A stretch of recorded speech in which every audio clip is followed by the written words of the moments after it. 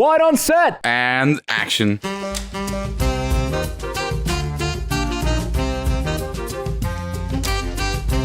Welcome back to the Quiet on Set podcast. I'm Young Gruff and I'm joined, as always, by Kevin Thomas. Mario is back with the Super Mario Galaxy movie, which adds fan favorite Rosalina, Yoshi, and Bowser Jr. to the cast of Nintendo's ever-expanding cinematic universe. A Nintendo fan, me, and a non-Nintendo fan, Kevin, are gonna tell you all about what we liked and didn't like. Drama alert! The drama came out. How dramatically good or bad is it? Will we have a drama discussing it? So much drama! Well, how about some ceiling drugs, Kevin? A mint, perhaps? Pizza movie just dropped on Hulu, and does it have the chops for the funniest film of 2026 so far? We'll talk about that in today's episode. All right, Kevin, there's some couple trailers that dropped that had us pretty exciting. Pretty excited. I think you are more interested in A24's project with Kane Parson, Backrooms, which has a stellar cast. It's just not entirely like I wasn't on the wavelength when that was like a meme or like really popular, or I don't know. Was it a game? I have no clue. I'm really not tapped into that, but I know you were excited about it. So tell me about it. Like, does it look good? So, Kane Parsons, at 16 years old, makes a YouTube video called Backrooms, I believe. Yeah. And from that point on, it is like, there's a playlist out there that is like of all the Backrooms videos that he has made over the years, sort of adding to the lore. But you have that first video, which I believe has like 73 million views, maybe even more now with the actual trailer coming out. Okay. Like, it has that creepy atmosphere, that found footage that Kate Parson has made inside of Blender. Like, to all the footage you see is not like even like actual rooms. It's just all done in Blender. Like, was a massive hit. And now 4 years later, the guy is 20 years old, had directed, a fucking feature film with A24, with 2 Oscars nominee in Chiwetel Ejiofor and Renate Reinsve. Fucking hell, man. I mean, what the fuck am I doing at 25, huh? Yeah, it sort of had everyone spiral when they were like, announcing it with like youngest ever director to be like working with a sort of almost major or one of the biggest like minor studios, literally working almost with a minor. Like, I think something like this, which is similar to like the Skinamarink stuff, where there's one specific thing, and I heard people mention it with Undertone as well, which is like sort of auditory focus, right? How much does the concept really carry through in a feature-length movie? And I don't know, you, from having seen all of those shorts, which I haven't yet, like is videos on YouTube. I haven't seen all of the shorts, I must admit. Like, did you think it has like sort of the potential for a feature-length movie? It does. I think it will definitely lean into the mundanity of a 9 to 5 whenever they go to this location. I think maybe that's the angle they're aiming for. Right. But the Backrooms is also, it's this thing called liminal space, or like luminal space. I think it's one of those. And it is very atmospheric horror type. And these empty rooms, these huge abandoned building. It's that type of obsession that this movie and like niche this movie is leaning into. And I'm looking forward to it a lot. Backrooms, I cannot wait for it. I mean, we'll get it as a treat right after we come back from Cannes on May 29th. It will be out. It's handled by A24. So if we'll get it, especially with horror A24 movies, that is a bit trickier. I don't think, no. I think I checked and we don't have a release date for it. But for me, June, yeah. I do have my contacts. Connection. No, it actually has a distributor. You have your supplier? But I do have my supplier, but it comes out a week later on the 4th of June. Right. But hey, maybe I just time it right back, after the Sunday, and that week I'll get a press screening, and perfect. I'll be ready for reviewing the Backrooms. It comes out for me the 17th of June. Oh, okay. That is a fair bit later, so we'll have to see how we cover it. But that just sort of happens, especially I think being in a World Cup year.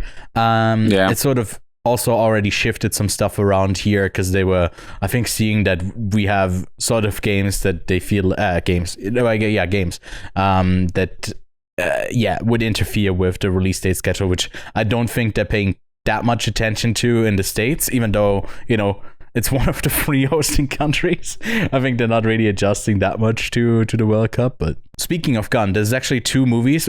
Next week we'll have a full overview of all the films that will be announced on Thursday, and then we come back on Saturday to record our full-on sort of expectations, our most anticipated, what we're looking forward to, the books that I gotta read before Cannes so I could fully cover it and all that sort of stuff. Very much looking forward to it. But they announced the opening film, and because they are inviting John Travolta back, they also announced a film that is based on a book that he wrote, I believe in like the 90s or early 2000s, I can't remember. Like I tried to look up like, hey, can I can I read the book? But it's like out of print. I can't find it anywhere. And that one's called Propeller One-Way Night Coach, which I think is like about aviation, something like that. The cast also, stars himself as well as Ella Bleu, and a bunch of people that I'm not too familiar with. But yeah, man, this will be a Cannes premiere, which is one of the side sections that also usually plays in the Debussy cinema, which you'll get familiar with quite a bit. And then the opening film, La Venus Electrique, The Electric Kiss from Pierre Salvadori, also stars Gil Legouche, who's probably the most known from that cast. And I mean, Anne Demoustier, we've also seen, like, she's also been in a bunch of films. Like, she was in Dali that we saw in Venice. And a big movie that premiered in Cannes 2 years ago was The Count of Monte Cristo. Yeah, I'm not familiar with Pierre as director. Like, I haven't seen any of his films. I don't know if it's worth checking it out, because usually the opening film of Cannes is a bit of a throwaway. Because usually, I mean, it's the same with Venice. It's always an Italian movie that's just like, Yeah, I mean, yeah, but I mean, last year was La Grazia, which is like out in theaters, right? It was La Grazia last year. Yeah. And there's a lot of interest for Sorrentino. I think with the Venice one is a bit more of a quality control. With France, it does feel a bit random, and they also release nationwide in cinemas the same day, right? As well. I don't know if they are like fully out or just alongside the opening of Cannes, they also are showing it. But usually they're a bit disappointing. They're in the bottom half of the films that we watch from Cannes. But again, next week we'll have a closer look at all of the films that get get announced. We probably won't get like every single one. Like, for example, last year Resurrection was added really last minute. Highest to lowest wasn't in the initial announcement, but we'll have a better understanding of what we're in for in the middle of May. Like, again, a few weeks ago they only said they had 3 so far locked in, if I remember. And we've discussed what sort of are the expected movies, I think, on the podcast as well. At some point we have already done that. So we'll focus on, like, the facts once we. It's almost like a Woods talk for other podcasts. It's us like looking forward to a festival. Don't get me started on it. Please. But yeah, there was also a Supergirl trailer that showed a bit more. I don't know. That one's out June 26th. I don't know if it like added more excitement or lessened your excitement for the movie. I have not watched it. Oh, you haven't watched it? Okay. Well, then I'll just. I think this is going to be fun, but it's going to be slight, and that's okay. Like I just think it's going to be a 7 out of 10 movie. That's my expectation. Yeah, exactly. It's gonna be like that MCU Phase 2 type thing. Where it's just like, all right, we're having solid movies in front of the bigger movies. Fair. I mean, that's not the only DC movie that comes out this year. We also got Clayface, and that could be, which I'm looking forward to more, if I'm honest. And then Bong Joon-ho is seemingly so back after Mickey 17, which was last year. And it's so crazy that it was last year, because I feel like no one talked about that movie in the second half of the year. It feels like that movie came out 2 years ago, not 1 year ago.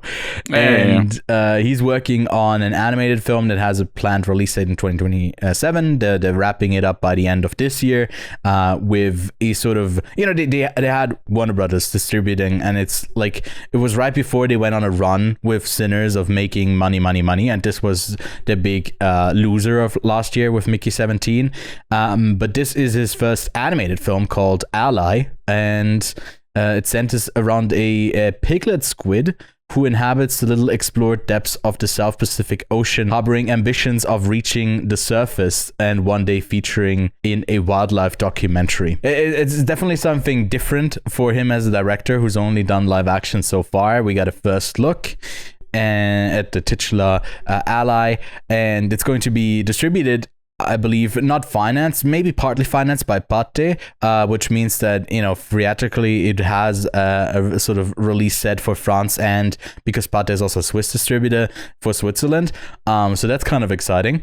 Not for Belgium though, although that's, partly French speaking still as well. But they probably do. I mean, it will have a worldwide release date. By the way, you have Benelux there, so Belgium is included in that.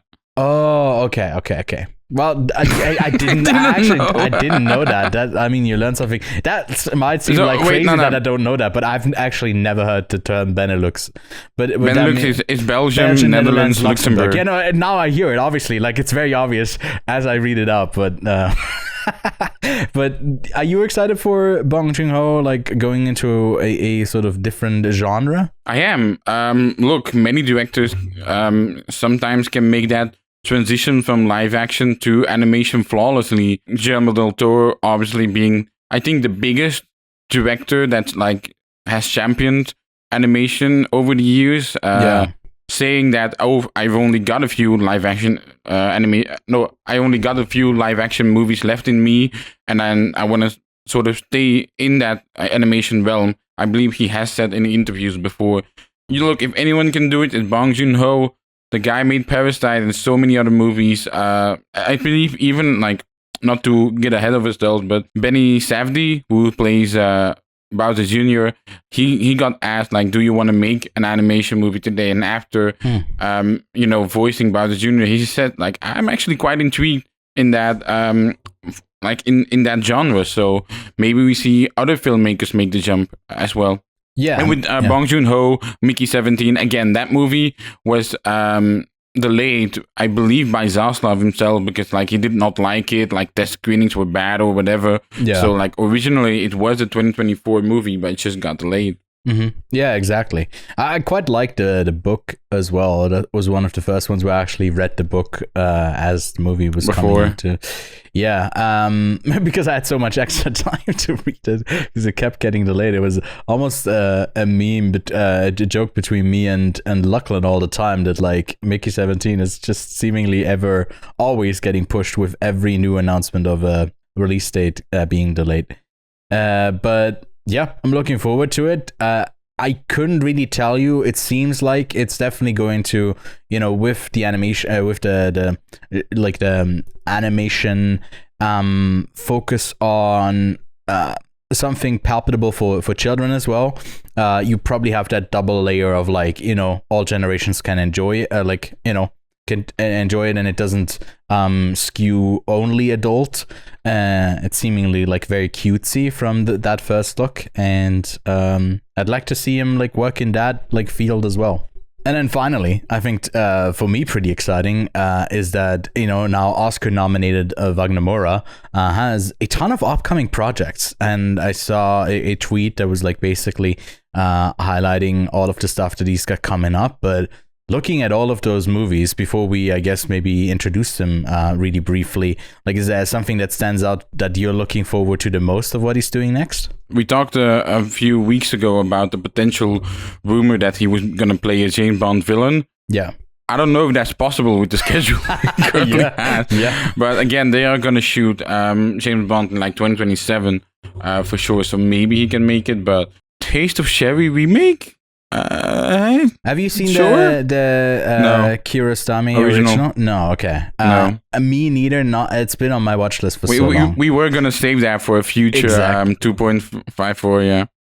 Yeah. And it's by Lisandro Alonso. And so far, they haven't announced anything apart from that they're working on it, and Wagner Moura is attached. But I mean, I've recently had Eureka in a theater early this year because we had a sort of themed what is it called in English? I don't even call it a themed section that we were showcasing like Argentinian film, and it's partly co-produced by Argentina, so we had that playing there, and I totally like that movie. I didn't get around to it, but I've heard people praise it a bunch when it came out in 2023 or something, or 2024. What anything else that like, you know, you're interested in what he's doing next? I'm interested in everything he does. I think he's an actor that whenever he pops up in something, I will go watch it. So there's a movie from Louis Leterrier called I knew you were gonna pick that one to aim at me. Yeah, because that one is the most like, you know, he's not known for making dramatic movies. He's an action fella. I know. And I don't know, I even know how you say the name. Is it like 11817 or is it 11,817? Oh, I thought you were going to say his name. Like, how do you say his name? 11817.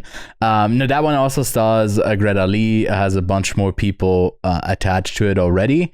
And, you know, a family of four are suddenly sealed inside their home with no way out and must work together to survive against both the dwindling resources and mysterious looming threat that is keeping them trapped. That one is, like, to me, the least intriguing because it's just action, but it could be fun. He also has a movie that he's directing himself called Last Night at the Lobster, which he also stars in alongside Elizabeth Moss, Sophia Carson, and Brian Tyree Henry. And I don't know, I think you never watched it, but there was a show that they did together, like Brian Tyree Henry and Wagner Moura. Oh yeah, with the like dirty cops they were or something. Yeah, like drugs. I forget if it was called. I wasn't called Dope, right? I forget. Actually, let me check. Might have been, you know. That would be crazy if it's Dope Fact Thief. Checking. Dope Thief is what it was called, and that series was all right, but their chemistry was great. So actually, I think this sounds pretty intriguing. And yeah, I don't want to know too much about this, but I'll definitely keep it on my radar. Like, all of these have gone onto my watch list. It's also in a adaptation, or like inspired by Virginia Woolf's novel Mrs. Dalloway, which I actually recently did buy. So, what a surprise! Yeah, how shocking! Yeah, and it also stars Alicia Vikander and Victoria Pedretti, who's been popping up in a lot of things. Like Forbidden Fruits, for example, hasn't released for us yet, but she was just in that. She also had a minor role in a Netflix series that I'm currently still watching, and she also was obviously in a big Netflix show with you. And and wait, Alicia Vikander, right? Yeah, in the lead role. And she's gonna be in Hope. She's gonna be in Hope too, yeah. And we also got A Flesh of the Gods, which sounds like an epic title. That's from the director Panos Cosmatos, who made The Viewing, but also the much liked Mandy, you know, controversial. I think this was like sort of the Renaissance kickoff for Nicolas Cage, and it feels like that has sort of faded away again with him being in the forefront. I think it's sort of, you know, talking about the drama later today, it was sort of around Dream Scenario when I felt like it was dipping off again with a sort of presence. I mean, he's returning with Spider Noir this year. Yeah, he is, but that seems like it's more of like the character that he's playing with his voice more forward, and not the crazy Cage energy that he brings to stuff. But maybe he's old. Maybe he said like, "Nah, I'm going a bit calmer." But the reason I'm bringing this up is like oftentimes when we have Oscar-nominated, Oscar-winning actors, it sort of makes them stop and sort of wait for projects, maybe choose them a bit more, maybe negotiate a bit more that they get more pay, like for a variety of reasons. And especially with black actors, you see a lot of them like not work as much anymore. Like Daniel Kaluuya, like when was the last time we saw him in like, you know, leading a big movie? It's been a few years. He does it every now and then, but I think since Get Out, it just wasn't like that much. I'm really happy to see that Wagner Moura is just like full speed ahead on so many projects that all seem, you know, not cash grabby, but like at least somewhat interesting. So yeah, I think that's you know sweet. How like oftentimes actors get residuals from their work. I wonder how much residuals he got from Narcos. The way amount of Pablo Escobar meme that he is in that's still like circulating around the internet today. Like if he got money on that meme usage, my god, he would be fucking rich. Was that not completely a Netflix show? Yeah, that was. I'm not familiar, but I just always thought that Netflix has residuals like not set up, or at least very differently from the classic studios. I know. Oh, okay. Because I would like... But like with the latest SAG-AFTRA, I think that changed. So now normally there should be residuals for streaming shows as well. Yeah, probably, but only from the ones going forward that have since been produced. But maybe not. I don't know. But yeah, it would be a very interesting. But he's definitely not strapped for money, especially with the projects he got. Unfortunately, not. And I'm happy to see someone who is doing great work, also getting the opportunities to do more great work. Look, the greatest work gets memed. That's just a fact. Just look at how many Breaking Bads there are. Like, I mean, and one more. Like, again, with the Pablo Escobar, the Puss in Boots, he plays the wolf in that one. So, yeah. Give him a lead role as the good guy, as the villain. He can do it all. He can do it all, and it will stay on the internet forever. Exactly. Well, speaking of things that will live on forever, or maybe that are great, or I don't know how to make this transition, but isn't Illumination the greatest animation house of all time? 3 out of 10. Wait, no, I got that. Is it? It's opposite day. It's still April Fool's, by the way. It's still April 1st, although it's the 3rd now. No, Illumination is a sort of spin-off studio, or like part studio of Universal, and I actually think that they haven't made a good movie, like period. And when we reviewed the first Super Mario Bros. Movie, I was saying that this is by far the best movie that they've ever made, and it's a 6 out of 10. So let's talk about the sequel, the Super Mario Galaxy movie. Super Mario Galaxy! Yahoo! It's funny because I know that like Discord probably cuts out my but I was like, the first time I did it early in the episode, I was like, I nailed that, and your reaction is just like so subdued, and I'm like, wait, was it bad? Having thwarted Bowser's previous plot to marry Princess Peach, Mario and Luigi now face a fresh threat in Bowser Jr., who is determined to liberate his father from captivity and restore the family legacy. Alongside companions new and old, the brothers travel across the stars to stop the young heir's crusade. Now that is a pretty epic synopsis for a reference fest of a movie. Honestly, it's a bit much for what the movie is, if I'm being honest. We got the returning directors, Aaron Horvath and Michael Janalik, who also did the first movie, to be at the helm of directing the follow-up in this ever-expanding Nintendo cinematic universe. Now, I'm a guy who has the new Switch, even though there's barely any games on it. I've had all of the previous systems. You fucking shill. I wouldn't say I'm a shill, but I do like Nintendo, and I do like their games a lot. Wait, can I ask you one thing? Yeah? What's the last time you've touched your Switch? Okay, that is a question you don't ask someone on their 251st podcast episode. I think about this like every week or so. I'm like, oh my god, it's been a long time. And I'm thinking about the amount of dust that's on my Switch 2 right now. I honestly don't know where it is. I think it's actually. I don't know where it is. I think it might have been like you did a few Mario World streams where you got like 5 wins in a row or something. I think I haven't played the Switch since September or October. Oh my god! So I'm a fake Mario fan, but this movie is basically just an assembly of references, and also, to me at least, just generating these moments that are very clippable, that they can share on social media, and it expands the brand's presence. It doesn't feel like it's constructed to be a coherent movie with a plot and a story, and obviously, like, characters. If you look at a jump and run game, usually there's not much to the story whatsoever, and you don't need to add that much, but it feels like it is so loosely connected that it's very noticeable. And not that I think my criticisms are all, there's no story, the story wasn't great for this film, but it also just feels so constructed, so ad-like, in a way where it's just like ticking off boxes, and then it's very expected as to what box is getting ticked off next, what are we getting references to, and it all becomes a spectacle of like, how many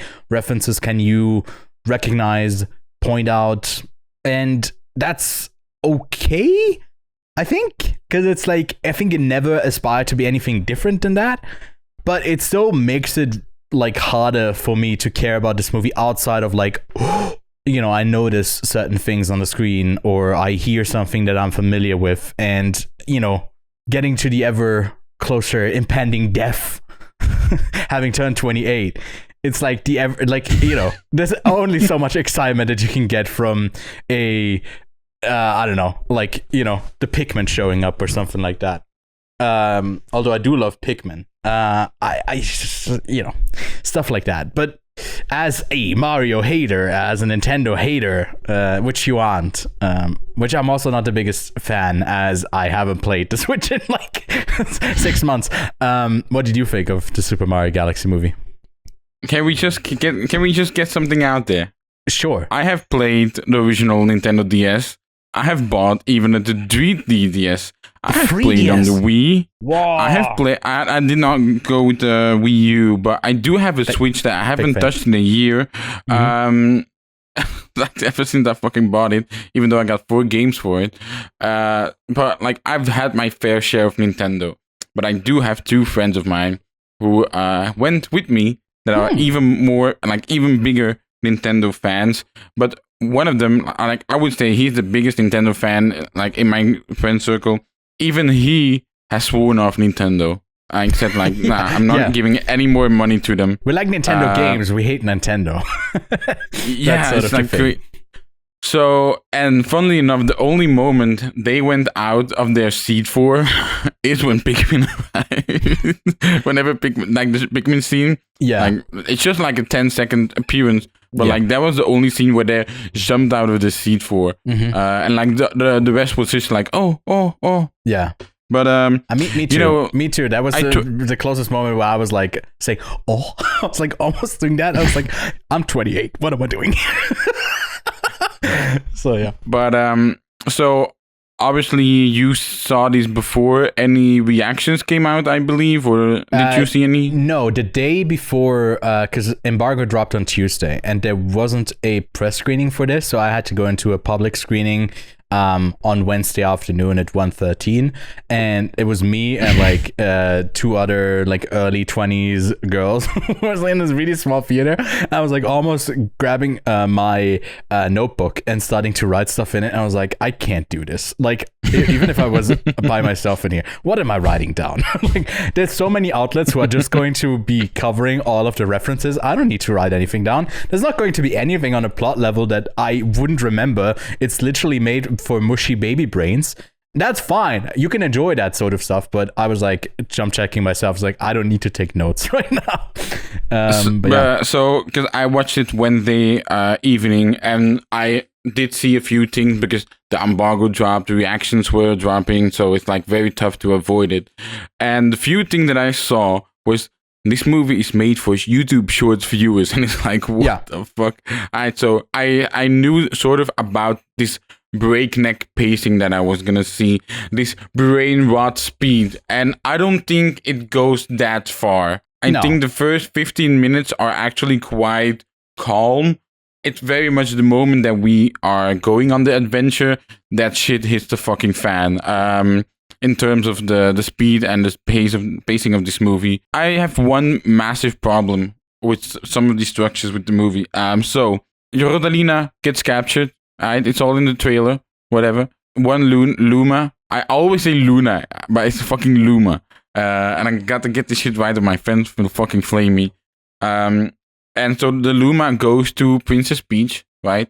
Mm-hmm. And so they arrive and they're sitting in. By the way, there's apparently a clip out there of whenever Luma arrives at Princess Peach, that some people hear the F word. And it's just out there. And like somebody tweets that mention that are getting like taken down, so Nintendo is taking notice. Maybe the movie will be edited so that fuck moment never happens. Who knows? Yeah. But so Luma is recovering, right? They have only seen Princess Peach, if I recall correctly. And obviously, if Rosalina ever was in trouble, we should come to you. Now, the Toads are listening at the door.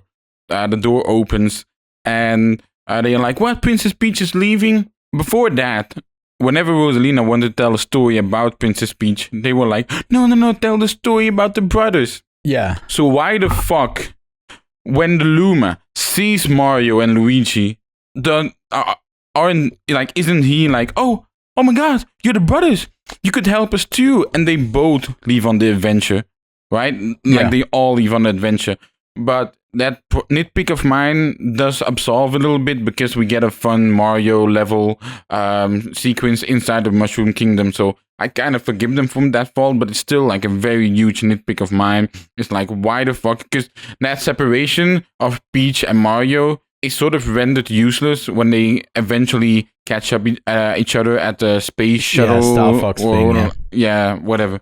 So, like, it's like, come man. Then it's also very weird of me. I guess we're going to spoiler territory. So I really don't care. Yeah, we'll do a spoiler review for this because like there's barely any plot. The references are the spoilers. So it is very weird for me to see Bowser and Mario and Luigi team up with each other, because apparently that has happened in one game. I wasn't aware of it, but like Mario and Luigi are Bowser's inside story. I believe the game is called. There's a story where they are small and they are inside of Bowser. And they control him, so it's like a DS game. I've actually played that one. Okay. But like for me, it looks so weird seeing them team up.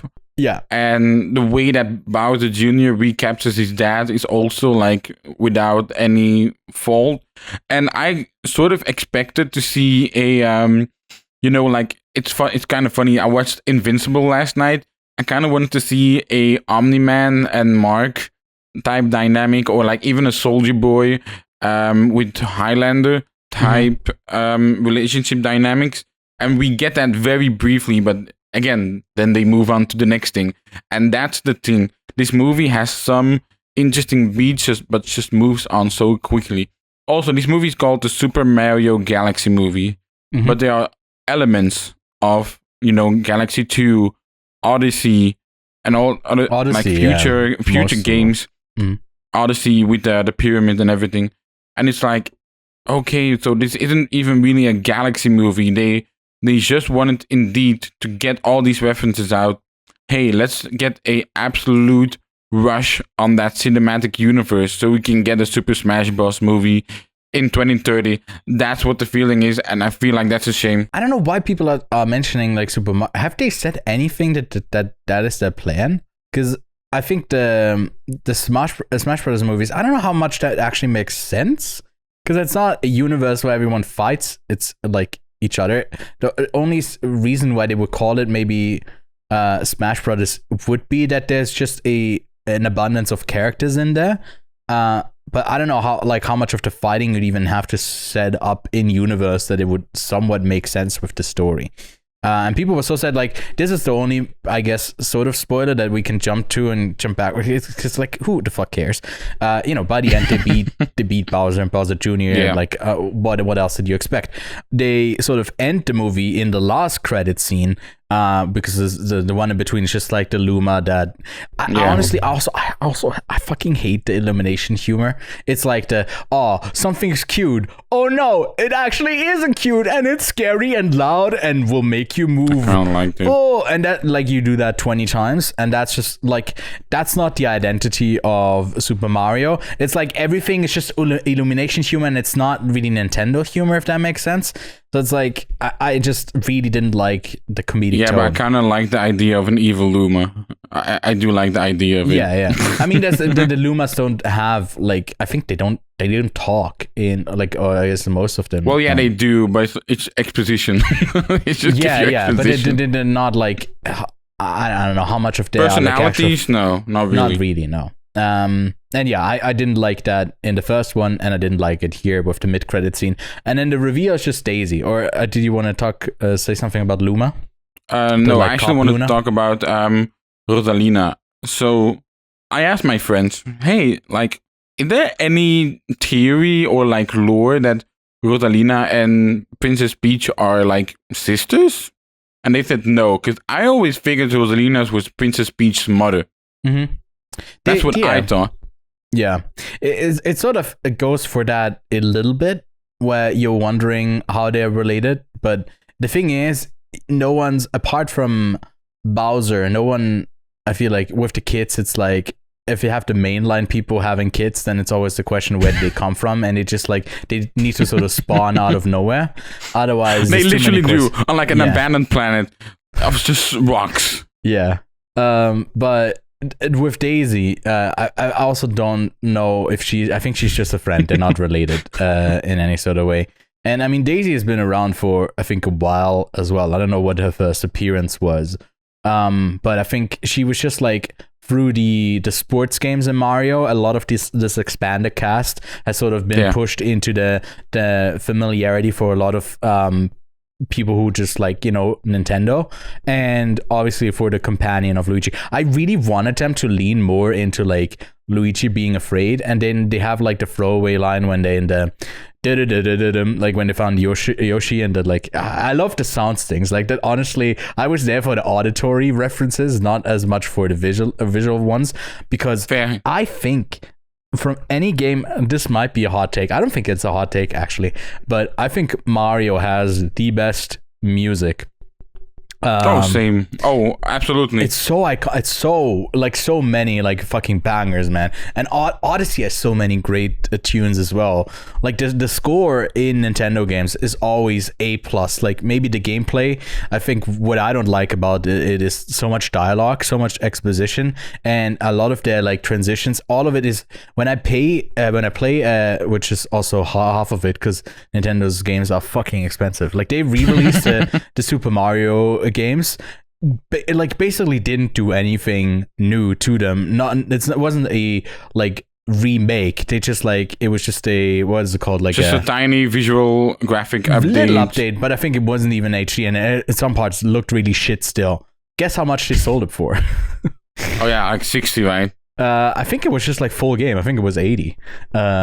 Oh my god, that's crazy. I maybe I might be wrong, but also they've priced this stuff so high. Even if I lie about that, it's still way too much for a game that came out in 2007. That's crazy. So yeah, they're quite blatant about that. Whenever they were switching to some other form of animation, I like that. Hey, the Fox McCloud scene where they go into the anime type scene, I was very impressed. Mm-hmm. But whenever they would switch to like the 8-bit animation, I just knew they are saving so much fucking money here. You know, because 8-bit animation is, like that must be so much less expensive. I guess than the rendering of 3D and everything. Come on, man, surely. Sure, but I mean, Illumination, when you talk about money, they always are saving. Like their stuff rarely costs more than 100 million to produce, and the return on these are crazy. Didn't the last one make like over $1 billion, and it was made for like 100 or maybe even 80? And this one will as well. I just feel it in my bones, man. We got the box office game, and fucking Lachlan picked this one, which was such a smart pick, man. It was going to be my first pick. And me too. It's such a easy pick to make so much money, but I then instead went with the Minions movie, which I hate, but it will make money still. But yeah, the enemy of my enemy is my friend, you said. Exactly, yeah.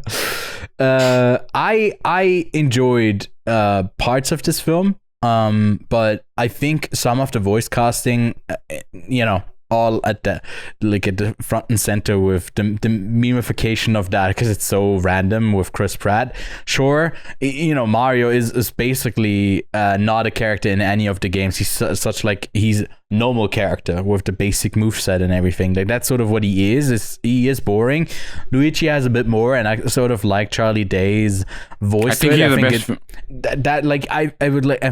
I think more people should be talking about a potential Luigi's Mansion movie, because that would be quite fun. Oh my god, I just want more Pikmin. I also love Pikmin. But I think Anya Taylor-Joy as Peach doesn't really work. I think her voice doesn't really match her at all. I also said, like with Donald Glover, I think like some of the Yoshi parts I didn't like. You said you didn't mind. And I've seen a lot of people talk about Bowser Jr. Oh, what? You want to say something?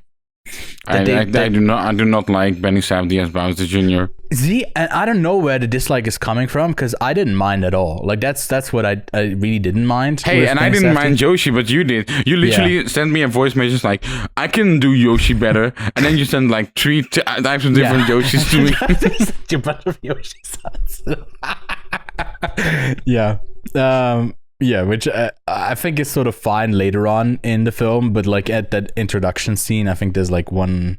It's like the same. It gave me the same energy as Chris Pratt going like, "It's a me, Mario," when he did that the first time. But I mean, we could talk about references. Which one do you want to... Well, let's talk about the references. I really liked the Yoshi recurring, like just making eggs with random things joke. I think that's funny. And in the game, there's like a limited thing of what you can actually make into eggs. But here, just like, a dog or like comic. When we see Yoshi popping out of the egg for the first time and going out of the sinkhole and going to the city, why are we looking at Yoshi's ass? Like, why are we doing this shot from behind instead of the front? That was the most blatant. This was for vertical framed photo clips to me. They also with the music cue, like when people were saying this is just clip farming for social media, that was literally the scene. Like it also had a non-diegetic, just like what was the song that they were playing? I have no clue.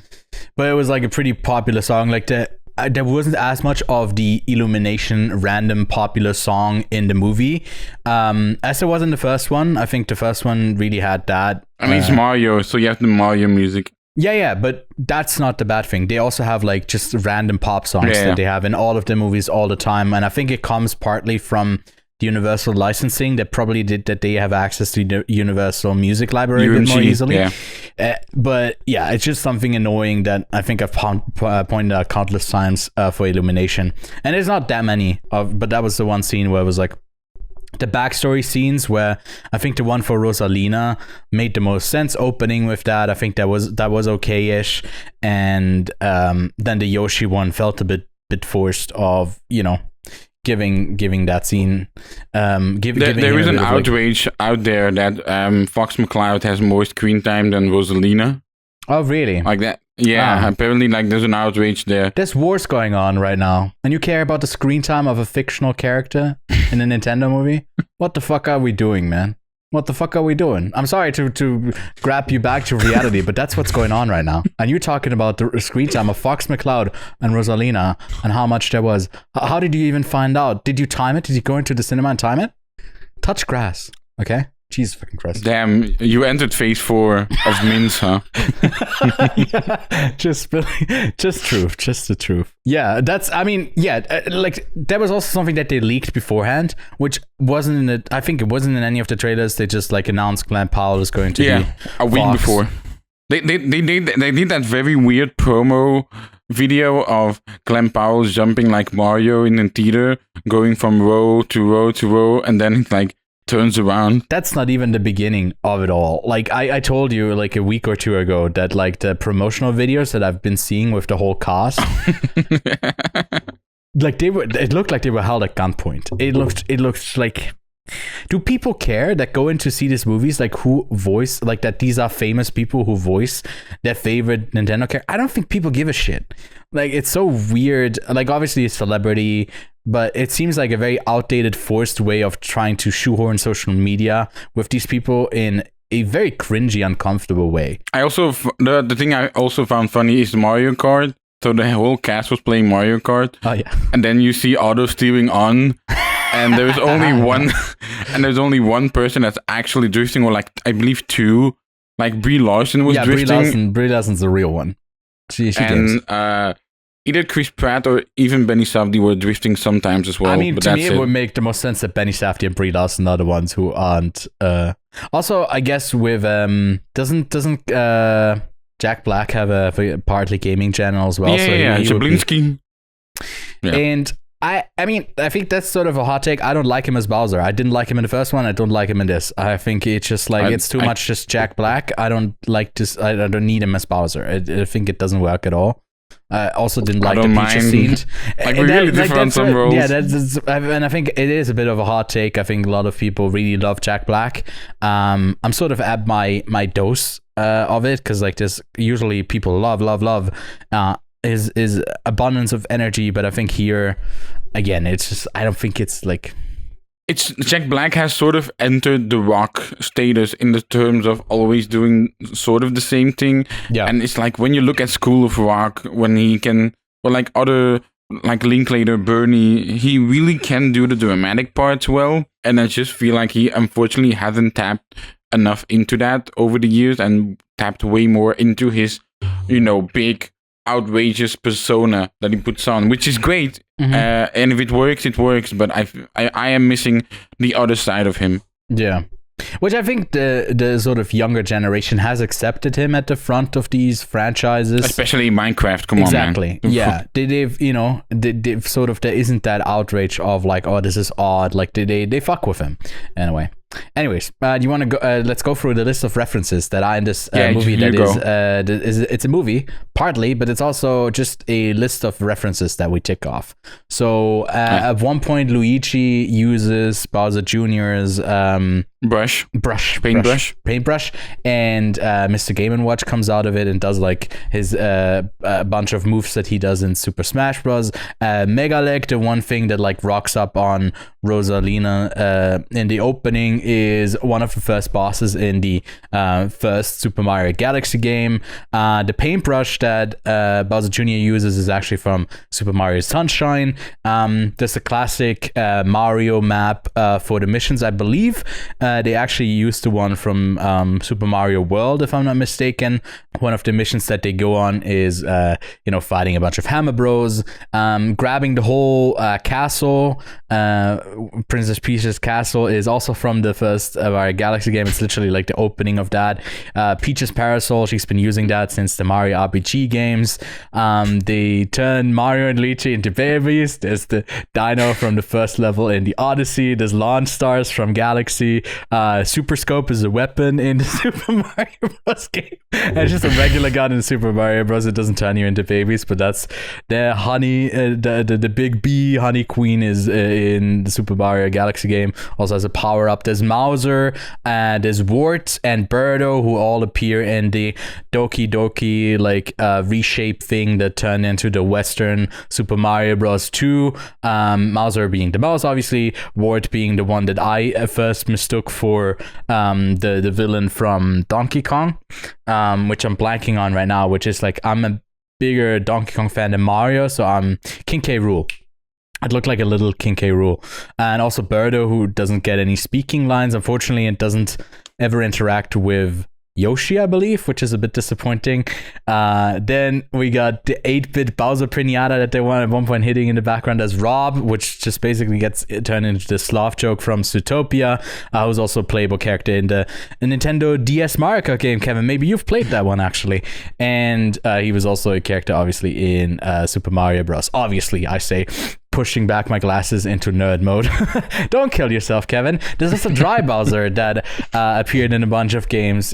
When you put a Bowser into lava, he doesn't die. He turns into dry bones. Dry Bowser, he come back as skeleton.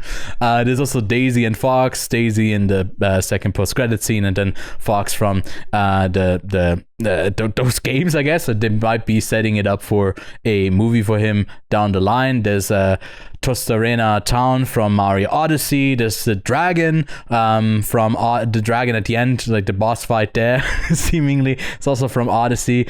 We got power-ups as Frog Mario, Ice Mario, Penguin Mario, Drill Mario, I guess partly also Luigi at some points. The Cloud power-up, Blimp Yoshi. We also got the Bubble Flower from the latest Super Mario game, Wonder, the Red Star from Super Mario Galaxy, and the cape from Super Mario World. And that's I think about a third of the references probably from the movie, but that's what I had. That's what I came up with. Kevin, are you excited? Yahoo! Are you aware of how you sound? That's all I'm gonna ask. No, let me tell you about a couple more references in the Super Mario Galaxy movie. I saw it all, man. I saw it everything. Yeah. The only by the way, the Red Star that had him doing the glowing red hands and fly. Yeah, that was a fucking bitch to control in that game. Oh, yeah. I fucking hated that power up so much. I mean, even the in the Super Mario 64 when you get the wings, I think that one is really hard to control. I also have one of my earliest gaming memories is like, I think we had an N64 and then but I think my mom just like gave it away, and I was like, no, I don't know why she gave it away and when she gave it away, but I remember like being just in Bob-omb Field and like that first level, and that's I think all I ever did in that game, and it like terrified me to get to the top. I think I played it when I was like 4 or something. References, man. References. By the way, I'm already visualizing the short I'm gonna make of this of you, and then just zooming in my face. I already am. No, you got to put all of the stuff on screen that I talk about. It's all the references. The future potential for this, obviously, huge upside, big money grosses. Terms like ROI are being thrown around. Crazy stuff. Lots of money to be made, Kevin. Means more spin-offs, more franchises, more Mario. So what can we expect next from this franchise? I mean, I feel like another Mario movie, whether it's a Super Mario, whether it's a Mario Odyssey. I mean, they can title it however, Odyssey, yeah. However they title it, it will make money. That's just like one of the certainties in life. Fucking Cloud was in this movie. Super Mario Bros. Movie. So you don't get that. It's like a saying that you say death taxes and whatever third thing. And for me, it's Super Mario Bros. Movie. Are they going to do a Star Fox movie? I feel like that's a pretty decent setup with this one. He's going back to his own dimension, so that leaves like both realms like of Mario and Fox separate. We got Donkey Kong. He does appear in this movie very briefly in the Yoshi part. He's like on a construction site, and there's like a helicopter that's chasing him very briefly. Yeah. Are we getting a Donkey Kong movie? And then last but not least, we are getting the live action Zelda movie, which I am actually looking forward to, not so much because of Zelda, Link, and whatever, as much so more because of Wes Ball. I absolutely adore Wes Ball as director. Mm-hmm. And whenever you had that period of Maze Runner, the detergent movies, and we also had the Hunger Games movies, and those were the 3 like young adult franchises that were going on.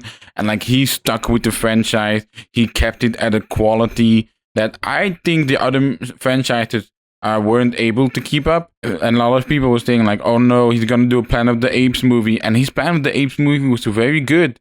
So I know, and he was gonna make a mouse guard. He was gonna make a mouse guard movie, and there is like an online test footage video of mouse guard that looks very good. Unfortunately, it was cancelled, and then he went on to make Planet of the Apes, and now he's gonna do the live action Zelda movie. I am looking forward to that one the most. Out of this whole Nintendo cinematic universe, this one intrigues me the most. And it's somewhat disconnected from the Universal Illumination side because it is done by Columbia, so with Sony, which is kind of funny that Nintendo is working with Sony.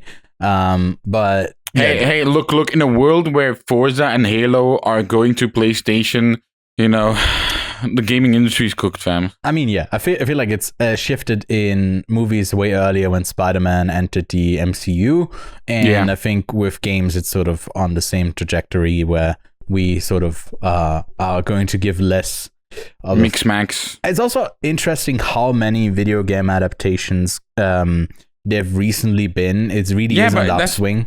Look, it's so many normal. upcoming things as well. We had the comic book era. We were cranking those out. I mean, fucking hell, there came like 6-7 superhero movies out a year at a certain point. Yeah. And nowadays, you are talking about this superhero fatigue. Okay, we have to look for other IPs. What about these video game IPs? They are becoming more... and it's also, I feel like, a visual effects type thing.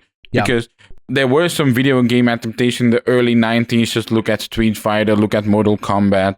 And they were maybe good or had their own thing going, but they were never up to the standard of the games.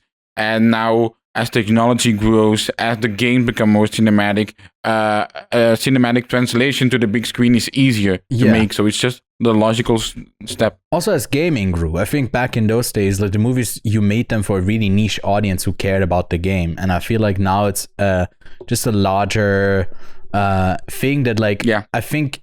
Even though there is an upswing in the recent census that there was, that I think was pretty like actually validated and real and well done, with like the upswing of Gen Z people going to see movies more than like millennials do, that more than even you'd go out to the cinema, because a lot of it, maybe if you care, is still on streaming or whatever. People are gaming way more, so you are tapping into an audience that goes out for maybe less of like the comics that they read, but the games they played, and you sort of tap into that market, that you reach a younger audience too that does care. And obviously, like with Nintendo, their like 40 years of Mario history is that like people do have grown up and take their kids, and it sort of has that effect where that sort of works out for obviously you are not making any adult skewing jokes in this, like what's at all. It really is just for the kids, and that's okay. Like movies can be like that, that's fine. But is it a missed opportunity for the adults as well? I mean, you obviously have so many kids movies that work for adults as well. Yeah. Just look at any of the Ghibli movies. Just look at the Spider-Verse movie. I feel like these movies should be like the Spider-Verse movies, but unfortunately they just aren't. And maybe that is indeed like the Illumination curse. I think it is. I think Illumination is just so shit. Like it's so like you throw it into a factory. I try to be professional. It just becomes all the same thing. I think I've told that like an actual Universal rep in Switzerland, and I think Illumination is shit. And then I was like, sorry, I'm looking forward to Super Mario Bros. Movie. I said the last one was their best one, but I think all of their movies are shit. Like it really is like the bottom of the barrel. And I also have such a big hatred for those fucking yellow Tic Tacs. I hate the Minions with all, like I honestly, to a degree that doesn't make sense, but I hate them. I think so whenever the Illumination logo pops up and it's literally them destroying the Illumination logo. Yeah, it's like no, I was like, at least I do like a little tie-in animation. That's to me fun. Like that's the dose of Illumination I want. Then I don't want anything that like sort of, because I feel like they are more, I don't know. It's a reference fest for Mario, but this feels more like an Illumination movie than anything else. Because a lot of the structure of like how it all is put together is very Illumination-like. It's a sort of same setups that, I don't know. Can I ask you a question? How many minions could you take on? Sorry, I just see so much blood right now, and it's like giving. Oh my god. Oh yes. Good. Do you think they taste of banana when they bleed? No. Like how many minions do you think you could take on in the fight? So I'm just like reveling in the thought of killing them right now. That's very nice. I think they're pretty tough. They're pretty indestructible, right? That's sort of their thing. You can throw them around. So it might be pretty tough to take them down. So I think I would tap out at like probably like 5 or 6 of them. I think they're like they're tough. So I will send you the clip. But like Marco Hernandez, who had like a stand-up special earlier, and he was on the royal court, and he and like she asked him the question of how many minions do you think on, like none. Like they're indestructible. You shoot them out of the cannon, and they are totally fine. That's what I was thinking. Like it's really hard to like. Yeah, I would probably tap out. Like it would be hard to kill them. So how does one kill Yoshi? You just in it the like just he runs off screen when you jump off of him in the Super Mario Bros. Games. So he just like falls I love how speedrunners oftentimes sacrifice Yoshi to get like especially in Super Mario World. You just like I don't have anything else to say about this movie. Me neither. I mean we haven't even talked about the movie at all, honestly, I feel like, but it's just so thin. But I mean, I talked about the movie. I listed all the references. What do you mean, Kevin? Yeah. Oh, it's yeah. actually the movie. I mean, the plot is very like thin. They go from place to place throughout the galaxy, collect the variety of infinity gems that are references until we get to the final fight. I quite liked the sort of Dry Bowser thing reveal, but the lead up to that, all of it is so forced in how they get to these constructed moments that are just in place to now give you the 16-bit or 8-bit reference from the first Super Mario Bros. Movie with the axe that you have on the bridge of jumping over Bowser. And I like that they did that in 3D of like him doing the jump down, and then you jump over him because it like puts you in the air. You have to run under him or go over him, and it's like that's fun. I understood that reference, and like more than that, it really isn't. There isn't really anything to it. I agree with you what you said earlier of like forcing them apart with Peach and the Luma, and then you got Yoshi, Luigi, Mario, and Bowser is I don't know. I think it was just like too many characters on screen if they all had stuck together. But it really isn't a reason why Peach takes off by herself. It really doesn't make much sense. But especially because they need her for the plan of Bowser is just to destroy the whole universe. And I was like, every time he said it, I was like, you are in the universe, brother. Like, what are you doing? So he's just like an angsty teen who wants to kill himself and everyone around him. Is that what he's going for? Like, honestly, that should be a bit more of a red flag for Bowser. But oh yeah, I didn't say it, but that planet that he makes is like the Bowser planet is also in the Super Mario Galaxy games. But oh god, it's gonna start again. Well, actually, back in 1985, your first appearance of I gave this a 5 out of 10. It is worse than the first one, but only marginally. I think they are like sort of the same movie with a different font and just more characters, and it's fine. I will stick to not playing the Switch for another 6 months, I guess, until they have another game coming out, but I'll still play the good ones. I'd love a new 3D Mario game, but the Odyssey team worked on Bonanza, so that's gonna take a while, but... I gave it a 6 out of 10. Look, I can't go negative, I can't go positive. It's just like... Maybe, I don't know what, fuck it, 5 out of 10. I'll join you on the same page. And that's the sort of thing, if we both had our ratings on Rotten Tomatoes, right? That would be a rotten rating. Because from 60 up, it's... So it was like when we went into the film on Tuesday before they already had released it, it's like a 45 or 54. Like, it was just rotten on Rotten Tomatoes.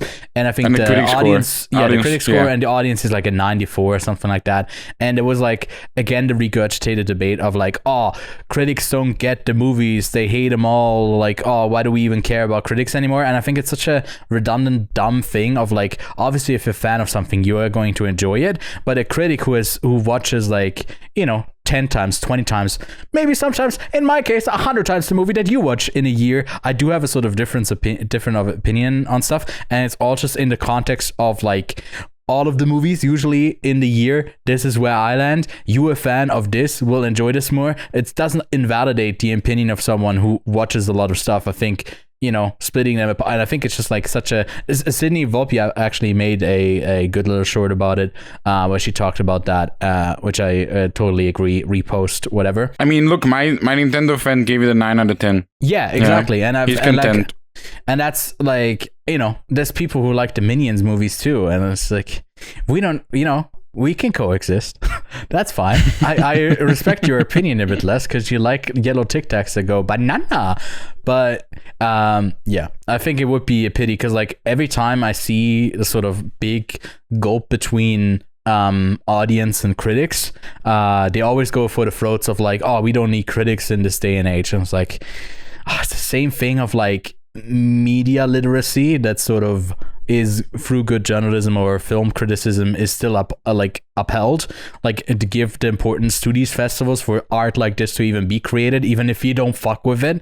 It sort of is one of the cornerstones to keep it alive. So obviously not for something like commercial like this, but it's just like... Anyways, I'm keeping to the discussion, so I'm gonna wrap it here. 5 out of 10 from the both of us. We've talked as long about the Mario movie as the Mario movie is. What? No, you haven't. No, I know. But yeah, but it feels like it. It feels like it, yeah. Anyways, let's talk about the drama from Kristoffer Borgli. A happily engaged couple is put to the test when an unexpected turn sends their wedding week off the rails. A24, Zendaya, Robert Pattinson, and Kristoffer Borgli, a Norwegian director that sort of broke through with a movie called Sick of Myself, which I think was seen by a lot of other industry people, got him a bit of respect when that came out in 2022. So he got the opportunity to direct a movie starring Nick Cage with Dream Scenario, which again, put him on the map for A24, being released through them, and the interest that sparked. For me, this is like another stepping stone of going up to like A-tier level of star. Another A24 movie that in the trailers I think doesn't really tell you how slow it is, how slow it feels. I think this movie isn't really as punchy as it thinks it is. it sort of centers around a reveal of a character that they make in confidence of a friend group of a married couple and a soon-to-be married couple, Zendaya and Robert Pattinson being the one soon to be married, as they reveal the worst thing that they've ever did. And it never really tells you. And I think for the first part of our review, really briefly, we are going to talk about the movie without spoilers. And then about like 25 or 30 minutes in, I think, is when that thing is revealed, and sort of the whole rest part of the movie centers around it, so we can't avoid it. So we'll have a spoiler review for this. But I think, Kevin, the one thing that you told me after this, that you came out of this movie mad. You were frustrated. So can you tell us about that? Because I think without spoiling it, like you can talk about like why this movie was frustrating to you. I saw Kristoffer Borgli's Sick of Myself at Film Fest Ghent. I don't know when it came out, but 2022. I feel like 2022. Again, very good hook, but at the end it becomes a bit insufferable. It loses its momentum of its concept, and just in the movie in a whole at the whole. Then we got Dream Scenario. Again, another great hook. Hey, a professor that's a bit non-existent in everyday life all of a sudden becomes worldwide famous because he appears in everyone's dream. What a great fucking concept. But I just feared a bit like, oh, is this movie gonna, run out of steam? And it did, but in Dream Scenario, it did rather a bit later than sooner in Sick of Myself. So, look, I was like, we got Zendaya, we got Robert Pattinson. It's a great little hook. Again, they reveal something. The wedding is Saturday. My God, the tensions that would arise. And obviously the hook is, what did she tell? That's why people are going to the theater, to know what she did. And from that point on, we see this aftermath. And my problem with Kristoffer Borgli is that my guy always wants to provoke, always wants to go that extra step further, really wants to swing for all of the fences and just fucking break them. And I feel like there is just no one in his team that is saying no to him. Maybe you shouldn't do that. And I can testify that because one of the producers of Dream Scenario, of the drama, besides A24, which A24 in general is pretty, pro-creator, off hands, do your thing, totally fine, right? But also one of the producers is Ari Aster. Ari Aster, who himself does pretty some weird shit, right? Ari Aster is not going to be the guy to say to Kristoffer Borgli, are you sure? He's always going to be like, yeah, go for it. Do this. And that's my problem. I will very briefly... He also produced Dream Scenario, by the way. Already produced his previous... I know. Sorry. I know. Kristoffer Borgli, for the love of God and cinema, get yourself a fucking co-writer. I'm legit pissed. 3 times you got a good to great concept and 3 times you failed to bring it to the finish line. You're without a doubt the most frustrating director that is working today for me. And look, as a director, he does a lot of compelling things in his movie. As a writer, he writes a lot of compelling things. But I just feel like there's a clash between the director and the writer, and there needs to be some glue in between. Whether that in terms of a co-writer, whether that is a producer that is a bit more, maybe don't do this. Are you sure you want to go this direction? There is just something missing from his movies. Whether it's himself in terms of the creative process, like maybe I should contain myself a bit, or whether it comes from someone else externally in terms of, being a bit more hands-on, or him writing with someone else. I feel like that is a key that is just missing from me enjoying his films. There are a lot of other people out there that enjoy his films. Better to you. Honestly, I'm fucking happy for you. Yeah. But for me, all of his films have so far been, either a 6 or a 7. I didn't mean like that, but out of 10. The meme is fortunately dead because I mentioned it so much on this podcast, and we are a huge driver of killing culture. But I think the thing is with this film, it is going to be one that, because there's so many eyes on it because of Zendaya and Robert Pattinson, that is going and the subject matter that is at the center of it all, it's going to diverge a lot in opinion. It is going to be, I've seen so many people already say like there's going to be so many really annoying think pieces about this. And the thing is, he is a provocateur that it comes off in the movie that he doesn't understand the subject that he's talking about. Like, not that I would understand or you would understand it, but he doesn't understand it enough to make it the center of his movies. Like, I think with Dream Scenario, it ended up going into like the hyper control of like the commercialization of our attention and ads and all that. And I think that was just like a punchline, but it never had a lot of substance to it. And I think it works as a punchline. I think here, without saying it yet, it like circles around something in a sort of annoying vagueness that is just like broadly doing US culture, but from a Norwegian who doesn't feel like understands it enough to be commenting on it. And the same way that we say that like some people shouldn't direct certain movies about like, you know, we have the sort of the gender line of like, you know, men directing stories about centering about around women who feel like off, that they don't get something, or you get it on a cultural front or on an like ethnical front as well. And here it does feel like there's the loose understanding from someone abroad who wants to tell a story in America, that I think he did that in Sick of Myself way better, of understanding what he was going for, what he was trying to critique. Although I do agree that movie does run out of steam a bit, but I quite enjoyed that one. And I think it's just been sort of going downward ever since. I also had a decent time with Dream Scenario. But I gotta say, like, I felt Zendaya and Robert Pattinson, especially Robert Pattinson, I really didn't fuck with his character. Because this is not a spoiler yet. The way that he's just like frantic all the time, with his character, like, or the way he handles it. It's hard to say, because like obviously that's direction, but I didn't like that character at all. Like the way that he's just like almost like a ball of anxiety that just like bumps around and doesn't like, it's from the beginning scene, which I wouldn't like. Do we want to talk about spoilers and talk about the movie maybe a bit more chronologically?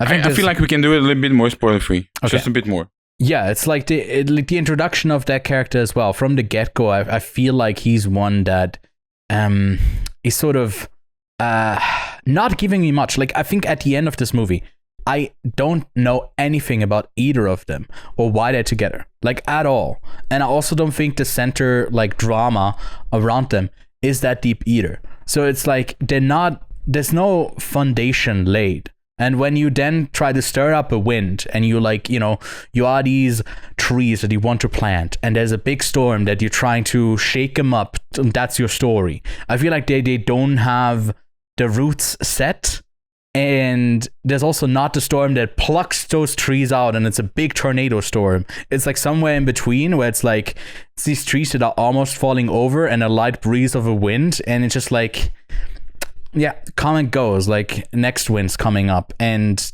that's sort of how I feel about this movie, that it didn't have a sense of romance that was intriguing. The reveal and the drama around it isn't well done. And I think someone like Alana Haim's character, who is like sort of a focus of like an antagonist to their love story and the reveal there, is so forced and over like it's overdone in a way where it feels like it needs a further explanation for her, like her feelings, and then it doesn't really go anywhere with it, and it just like stays really expected and really small, and it sort of centers in the framework around like the speeches that they give at the wedding. It opens with that and it sort of closes with that as well. And that's just, it wasn't really an interesting framework, honestly. It's just like all of it, like so much. Honestly, the thing is also, you can always have an intriguing logline. Anyone can do that. I think this was just a movie that had an intriguing logline and not much of anything else, like more than any of his other movies. And I can sort of feel if like people actually really hate this movie, but I can understand if people really enjoy it because it's well made in between. It's just like, it like technically it's well made. Obviously you have actors who bring the best out of these characters because they're very capable, but I just like the frustration with the writing was very apparent, and not in the dialogue or anything. It's just like the whole construction of the movie felt like there was something big missing, It's just like it didn't click together. It didn't really fully come together. Let's get into spoiler territory right now. I feel like we have expressed our frustrations enough with the movie, and let's talk about the actual frustration. So let's start at the beginning. You know, we see their romance, how they met each other, how like Robert Pattinson is making the speech. So we are sort of getting a montage via a speech he's writing. For me, the MVP of this movie is not Zendaya, it's not Robert Pattinson. It is actually Mamoudou Athie, because he's this character that's trying to play all sides. And that to me is the most interesting character of the entire movie, because he's trying to balance everything. Okay, but like what, how? And then we got the dinner scene, which is in the trailer. Let's say the worst thing to each other. It's like, okay, Mamoudou Athie's character, I don't remember what he did. Was he cyberbullying was Robert Pattinson. Yeah. Haim locked a kid in a closet and left him during the night there. What did his character do? What was the worst thing there? I forgot. Actually, it was probably the one that I didn't even write down because it was so. It wasn't that bad. In comparison, I guess. Then you got the reveal of Zendaya saying, "I almost committed to a mass shooting," which I was like, "Oh, okay. This definitely is interesting enough material. Like, sure, this is the reason why critics had to sign an NDA before watching the movie to not reveal that before. Like, there apparently were NDAs. So it's like, okay, interesting, and let's get the ball rolling on that. So obviously, this movie talks a lot about first impressions. Can we start over again? Like without the context of things. So Mamoudou Athie and Haim have that vision of her as a 15-year-old being a potential psychopath, being a potential mass shooting. And I feel like if you didn't show her what happened in the aftermath of her decision, because what happens is she actually becomes anti-gun after, because someone else committed a mass shooting. And I feel like with that reveal of information, if you go back to their friends, like, sure, the damage is done, but I feel like this problem could have been fixed. I don't think it like the way that it's set up with Alana. She's like so focused on. I have someone actually with her niece, who's been shot in a mass shooting or has been shot by a gun. I don't fucking know. So I'm mad at you now, and there's no added layer of conversation that I want to have with you now, because I think you are a shooter, and because you did something almost then like it right before it says like, oh yeah, like when she locked a guy that, you know, might have been like having a disability or mentally stunted in a closet because she was freaked out by him and left him there overnight. She was like, oh no, I was just 15, right? So it was like, oh, I did something stupid when I was young. And then when she says that back, like she was 15, she like what the fuck, why would you even mention it? Doesn't even matter. And that I feel like in a lot of ways it's throughout the movie I was like questioning, is someone who almost committed something heinous, like even something like self-harm, like suicide, like a lot of these thoughts that a lot of teenagers have. And it also makes a point of like putting out only women, I think, in that montage, mainly of people who are like on the verge of it insinuates that they would be almost doing that. There's a lot of that going on, and it's not playing into the fear of like, oh, it's all around the corner that it could happen at any moment, but it's more playing the empathetic route of like, we are struggling so much that a lot of people are maybe potentially thinking about that, because it's so much around like her reasoning why she even did it was because she heard about it by other people. And I think that character of her never gets fleshed out enough that I understand why she's just the billboards of almost committed a school shooting, then by elaborate moments of like it somehow not happening because of a blue screen, because of like, it almost plays it comedically of how it doesn't work. Yep. And it's just like, that's not the tone that I need for something like this. It almost feels more disrespectful to do it this way.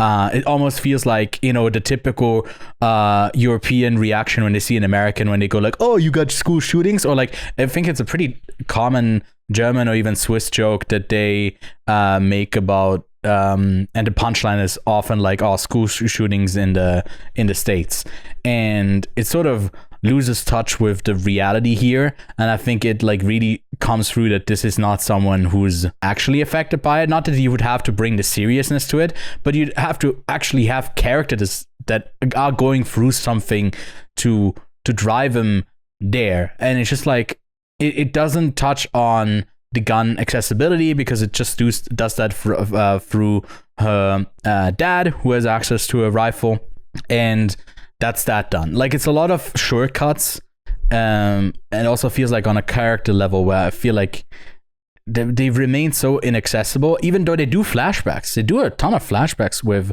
Zendaya's Emma, and sort of give the origin of her being deaf in her right ear to her firing a shot off. Which I found some also of these odd. flashbacks. Yeah. Some of these flashbacks and flash forwards, like whenever they were at the photographer, right? Yeah. And then it's like, okay, shoot, then I'm gonna shoot sometimes your family, I'm gonna shoot you first, then shoot him. Yeah, which I see, that's the sort of Scandinavian dark humor that works for me. But exactly, then you have them taking photographs to, let them be a bit more loose. Hey, let's already practice a bit. And then between these flashes of them taking pictures, Zendaya turns into this 15-year-old, and it's like, oh, okay, that's interesting, Robert Pattinson. But then it's like, oh, then all of a sudden she's holding a rifle, and it's like, come on, you're gonna be this on the nose with it. Can I ask you, were you thinking about any other movies during the drama? I think I was, but I don't think I wrote them down, so it might have escaped me. But I remember that it reminded me of other stuff. But do you have something in mind? I have Mass, a 2021 movie, Mass. Sure. That came out 5 years ago with Jason Isaacs, Martha Plimpton, Ann Dowd, and Reed Birney. That's basically like one location where you have parents of a kid that got shot and the parents of the shooter being in one room inside of a church. And those type of conversations were like brutal, devastating. That's what I needed more of in this movie. And whether it was between, Alana Haim and Zendaya's character, I feel like a scene like that, because they do talk to each other, but like over the phone for a few seconds, and it's like, oh, you don't want to dive into that a bit more, and then you're gonna let her speak still as your maid of honor at the wedding? Are you sure? Like there are also some decisions that they like don't take, and let the wedding be what it was before. And like, I get you're in a time crunch, but like, you still would have rescheduled some things around. Like, I do not believe you would let her talk. Like, I would have loved for Mahmoud Ati, who does the announcements at the wedding, to do a speech, to be on that balance of I gotta be careful with what I'm saying, because I feel like he would be the man in that moment to do the speech and say to Alana, I'm like, I'll do it for you. I feel like that's what he would do, but they just don't. And I feel like that's also a little bit underdeveloped in the script. I mean, my notes during her speech, during Alana Haim's speech, was just, this is so cringy, it's so over the top, it's so obviously passive aggressive. It just doesn't really. And she does it well. She acts it very well. Yeah, she's but a great I think actress. the scene doesn't work for me, because there hasn't been that build up between them for that escalation, and then it doesn't want to escalate it in the actual substance of the film. It then has the affair thing to have some sort of big fallout still, which to me also, that cut of like going further and then cutting back to it is like, it reeks of letting the director sort of full reign on the writing, which we've already sort of criticized, but also because it's a co-editor in parts of the edit. I really think this movie sort of falls apart too, where something like that doesn't work, to cut back, to like sort of have the thing of not holding back, of leaving certain things in between where we don't see it, but like the moment with the photography where we do need to see everything because you have the means to it. It also comes often with a bigger budget that you see these indulgent things sort of not pay off because the strength would have been built with these ellipses in between where we don't see something. Sometimes points makes obvious how hollow something is because you end up showing everything, and that was all you got, and the speculation of what you make up in your mind in between is often more powerful than the actual thing of like trying to visualize it.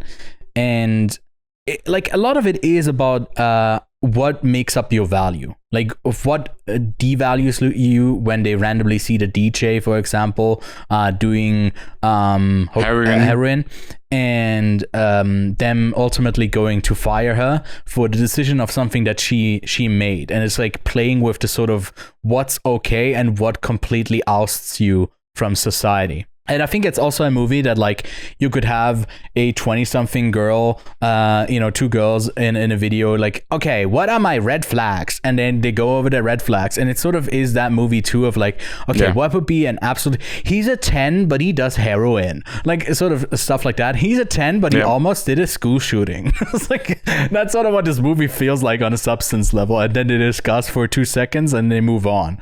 Very quickly, I remembered what Mamadou Ati did. So he used his girlfriend at the time as a human shield for a rabbit dog. Yeah, which who hasn't done that, fellas? Who hasn't used their girl for a meat shield?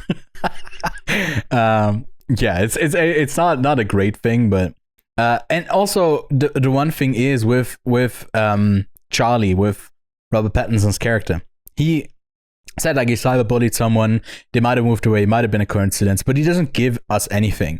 And I think what we needed for a true escalation of just making this movie maybe even goofier on that front, you would need to have something that is a reveal later on of something horrible that he did, and you make it a messy.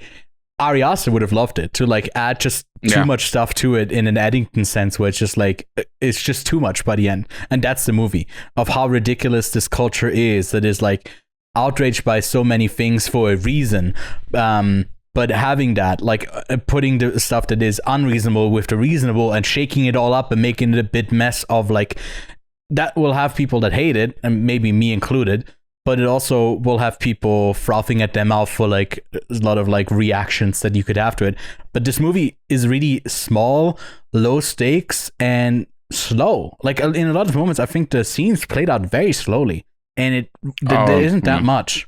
I think there wasn't that much. I didn't think they were slow, but again, like you said, a bit underdeveloped. I would have loved to have a bit more damage control going on as well. Robert Pattinson is slightly doing that, but again, I wanted to have more of that. Again, their wedding is Saturday. You know, they have shit to fix in like 4 days, and I feel like there's no sense of urgency going on as well. Then you got, like you said, with the colleague that he's like sort of having an affair with. But by the way, she bent over, so like she was totally on board to do it as well, which sort of ties into their conversation of is cheating okay? Which that is a very interesting conversation to have. And sort of felt, the movies Dreams, Sex, Love, like that sort of feels like a conversation that would have fitted in that movie about having the affair. Her just before goes like she had a relationship for a couple of years, for 2 years or 3 years, and then cheated on the guy, and he was the nicest, sweetest guy with a guy who treated her like shit. And I was like, why is she attracted to that? But she liked to be dominated or something, And like then that's the exact same thing where he needs something from her and she just lets her be used, and she seemingly is in the moment okay with that. And even though it is like obviously could be very much a sexual assault that he does there, and then like the guy confronts him like, did you sexually assault my girlfriend, who is the dickhead? Blake is an asshole, I believe, right, that she's attracted to now as well. It's sort of implied, and like it doesn't go far enough with that, because that's interesting, but that's like basically the only moment we get with her where he's like, the way that he approaches asking people is, I don't like Robert Pattinson's character in this at all. I think he's like such a stammering nothingness of a character, because he's the guy who doesn't have anything bad that he did in a way that he sees it, and it doesn't really go in maybe a more commentary route of under this patriarchal structure of things that men do wrong constantly but don't really see it that way because it's like embedded in like sort of normal behavior, and it needs to be more and more pointed out by women oftentimes. And I think one of the things that he does, literally in the opening of the film, of like pretending to know a book and under false pretenses going into that relationship, revealing it later on, it was like, and then when they talk about like, would it have been even weirder to read the book after lying it in the first place so you can not have to come clean about it? Like, I think that's an interesting to debate. Like, I would even love to talk about it with you. I think that's interesting. But it never answers it, never goes there fully. It's like, nah, wouldn't that be weirder to do it and then it's gone. And that the conversation is gone. And it's a lot of, maybe the movie is also partly about like the things that we ignore that should be maybe on equal footing of the growth that we make through as characters, and how much are we set in stone of how people perceive us. You did something wrong, you are something like you did something almost, and for that reason you're almost on the verge. You never go like you were pushed up to the line, or you walked up to the line and you moved yourself further away from it. You put so many things in between you, but because you were at one point so close to the line, to some people you're always going to be the person who was almost on the line, and they expect you to be that person who just needs one thing to push you over the line again. That's interesting, but it never it doesn't do anything with it. It really doesn't do that. And we have briefly touched upon her, but the niece of Alana Haim, after Alana Haim's and Robert Pattinson, like their little meeting without Zendaya, she's like, oh yeah, I need like to talk about my niece and her permission to talk about it. It's like, okay, would have loved to see that conversation as well. Like, how does that? So, my best friend admitted to being an almost, like that. That would be an absurd. Like, how does that conversation look like? Yeah. And I feel like Kristoffer Borgli maybe doesn't even have an answer to that, so he doesn't show it. So why wouldn't you then introduce it at all in the first place? The reason you reduce it down is because Robert Pattinson's character is just so frantic that when he sees her and he goes to confront her, it's a like, social issue that he's having. We never get to talk about the actual thing, which maybe that was his point, right? To giving him the most sort of gratuitous favor of what his intention was. That so that you flounder so many interactions of not being able to talk about it properly that it escalates to something different. I honestly am in awe that he didn't end up doing like a shooting at the wedding or some stupid shit like that to escalate it, because I've seen like a movie like the one movie that I saw at Sundance, that was the one that I hated so much, the Run Amok, literally does that. It's like about a shooting, and then at a speech there's another like shooting thing. I was like, that's fucking horrible. They do have imagery of the wedding that's been shot up in the movie for us, like a split second. But it doesn't impact a dream, me a lot. Where she walks through the whole and like those little micro interaction that Robert Pattinson and Zendaya have when they have sex, and all of a sudden Zendaya is like slapping. Like those are the little things that actually intrigue me way more. I'm so fucking frustrated with this movie because you feel the potential. You feel the potential with every single one of his movies, and it just doesn't fulfill it. Yeah, and it pisses me off. Agreed. And I think that's sort of the center thing, that there is a lot of potential with this sort of premise. And I think something like Mass, which I don't think shares a lot of identity, but it is centered around the discussion of how do we go about, how do people, like, how does that conversation look like? But it's different when it's about two dead people, you know, and it's their parents.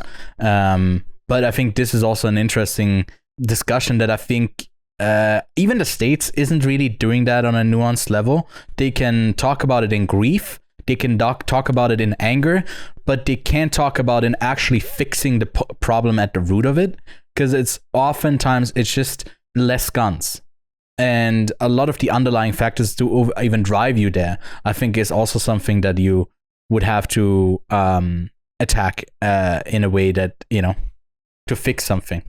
And what I was also frustrated with is, again, like, after she doesn't decide to do it, and they have, for example, they are to school, and the teacher is saying like, oh, please do run in circles, anything, and like Zendaya's younger self like is breaking down in front of someone. I feel like that's pretty, like, that is literally a character change that is happening right there, and like no one is mentioning that as well. which I feel like should be a part of the conversation. Oh, but look, after she didn't decide to do it, look, she went into this anti-protest group, partly because she was guilty, but also because she really flipped and was dedicated to the cause. Maybe something would have been more interesting as to why did you stop being in a group or anti-gun. But again, that also feel like it's swept under the rug. I think that's the DJ thing that he tries to do very clumsily. Yeah, no, man. Of like, you have someone who does something and then there's a disconnect of the different self that they are when they are working professionally, and it's sort of, I think that's sort of the tie-in here. Yeah, but I agree. I think it doesn't work at all. I think I don't see the connection, and that's my frustration with the two leads with Emma's character. It's just that I don't see the multitudes of someone who's gone through the torment being almost a school shooter who's then reformed, because we don't get an understanding of who these two blank slates of people who get married to each other are. And we never get it at the beginning, at the end. It's not a misdirect or where we feel like they're different people and then that changes our perception of it, because that's sort of the introduction that we get as a character to them. It's their biggest character trait, apart from, girl who's reading, guy who pretends to be reading a book that he's reading. They fall in love, they get married, have apparently great sex. I guess that's what he can't hold back of actually saying. And then the rest of it really gets filled in when they reveal the worst thing that they did. And it really doesn't... I feel like I'm going around in circles as well with how I talk about it, but it's just there isn't much to talk about, unfortunately, with something that leaves so much room to say something, to do something, to discuss, and it... and then you got that webcam... ways, but... And then you got that webcam moment where she's doing her last message, and like she's actually so she's doing that. It's a little bit. It turns a little bit into a joke whenever she has to do an update or like the PC crashes. Yeah. Then you got like these little terrifying moments when she's actually naming people she wants to kill. So it's not even done aimlessly. Like she actually has people in her head that she wants to shoot, which is a terrifying thing. And like that also, and her parents are nowhere to be seen. Oftentimes in this mass shooting debate, you have the nurture nature. Was it in the person? Did they grow up that way? Sovereign last year with Nick Offerman, for example, is like a little bit of an interesting view in that. But it just doesn't come to fruition. Yeah, it's almost like they're a product of the culture, which informs the school shooting by just a lot of it happening, and you end up doing it yourself. And you need to fill that out a bit more. Obviously, it's ever present, and it would be sort of something that you'd hear about, and maybe if you are in her position, would consider that. But it doesn't give us enough to round that out. It really feels like such a footnote. Everything feels like a footnote in this, and none of it is actual text. I feel like also with our review so far, it seems like we're really negative on the movie. But I still give it a 6 out of 10 because I think it has a great hook. It has a lot of funny moments. Like we said that the photographer with I'm going to shoot your family that way.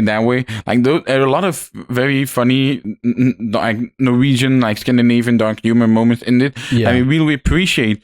But it's just the frustrations sort of outweigh all the positives that I'm talking more about those than the actual good things of the movie. Yeah, maybe they also seem like a more Nordic couple that is a bit subdued, that doesn't let in on the conversations. Like the way that they have the conversation around the table also feels less American, if that, like, as broad as I can say that, as it does more maybe, of a different culture, and then it's sort of a mix that doesn't really mesh well. Like with like a speak no evil type thing. But yeah, I mean that the OG, yeah.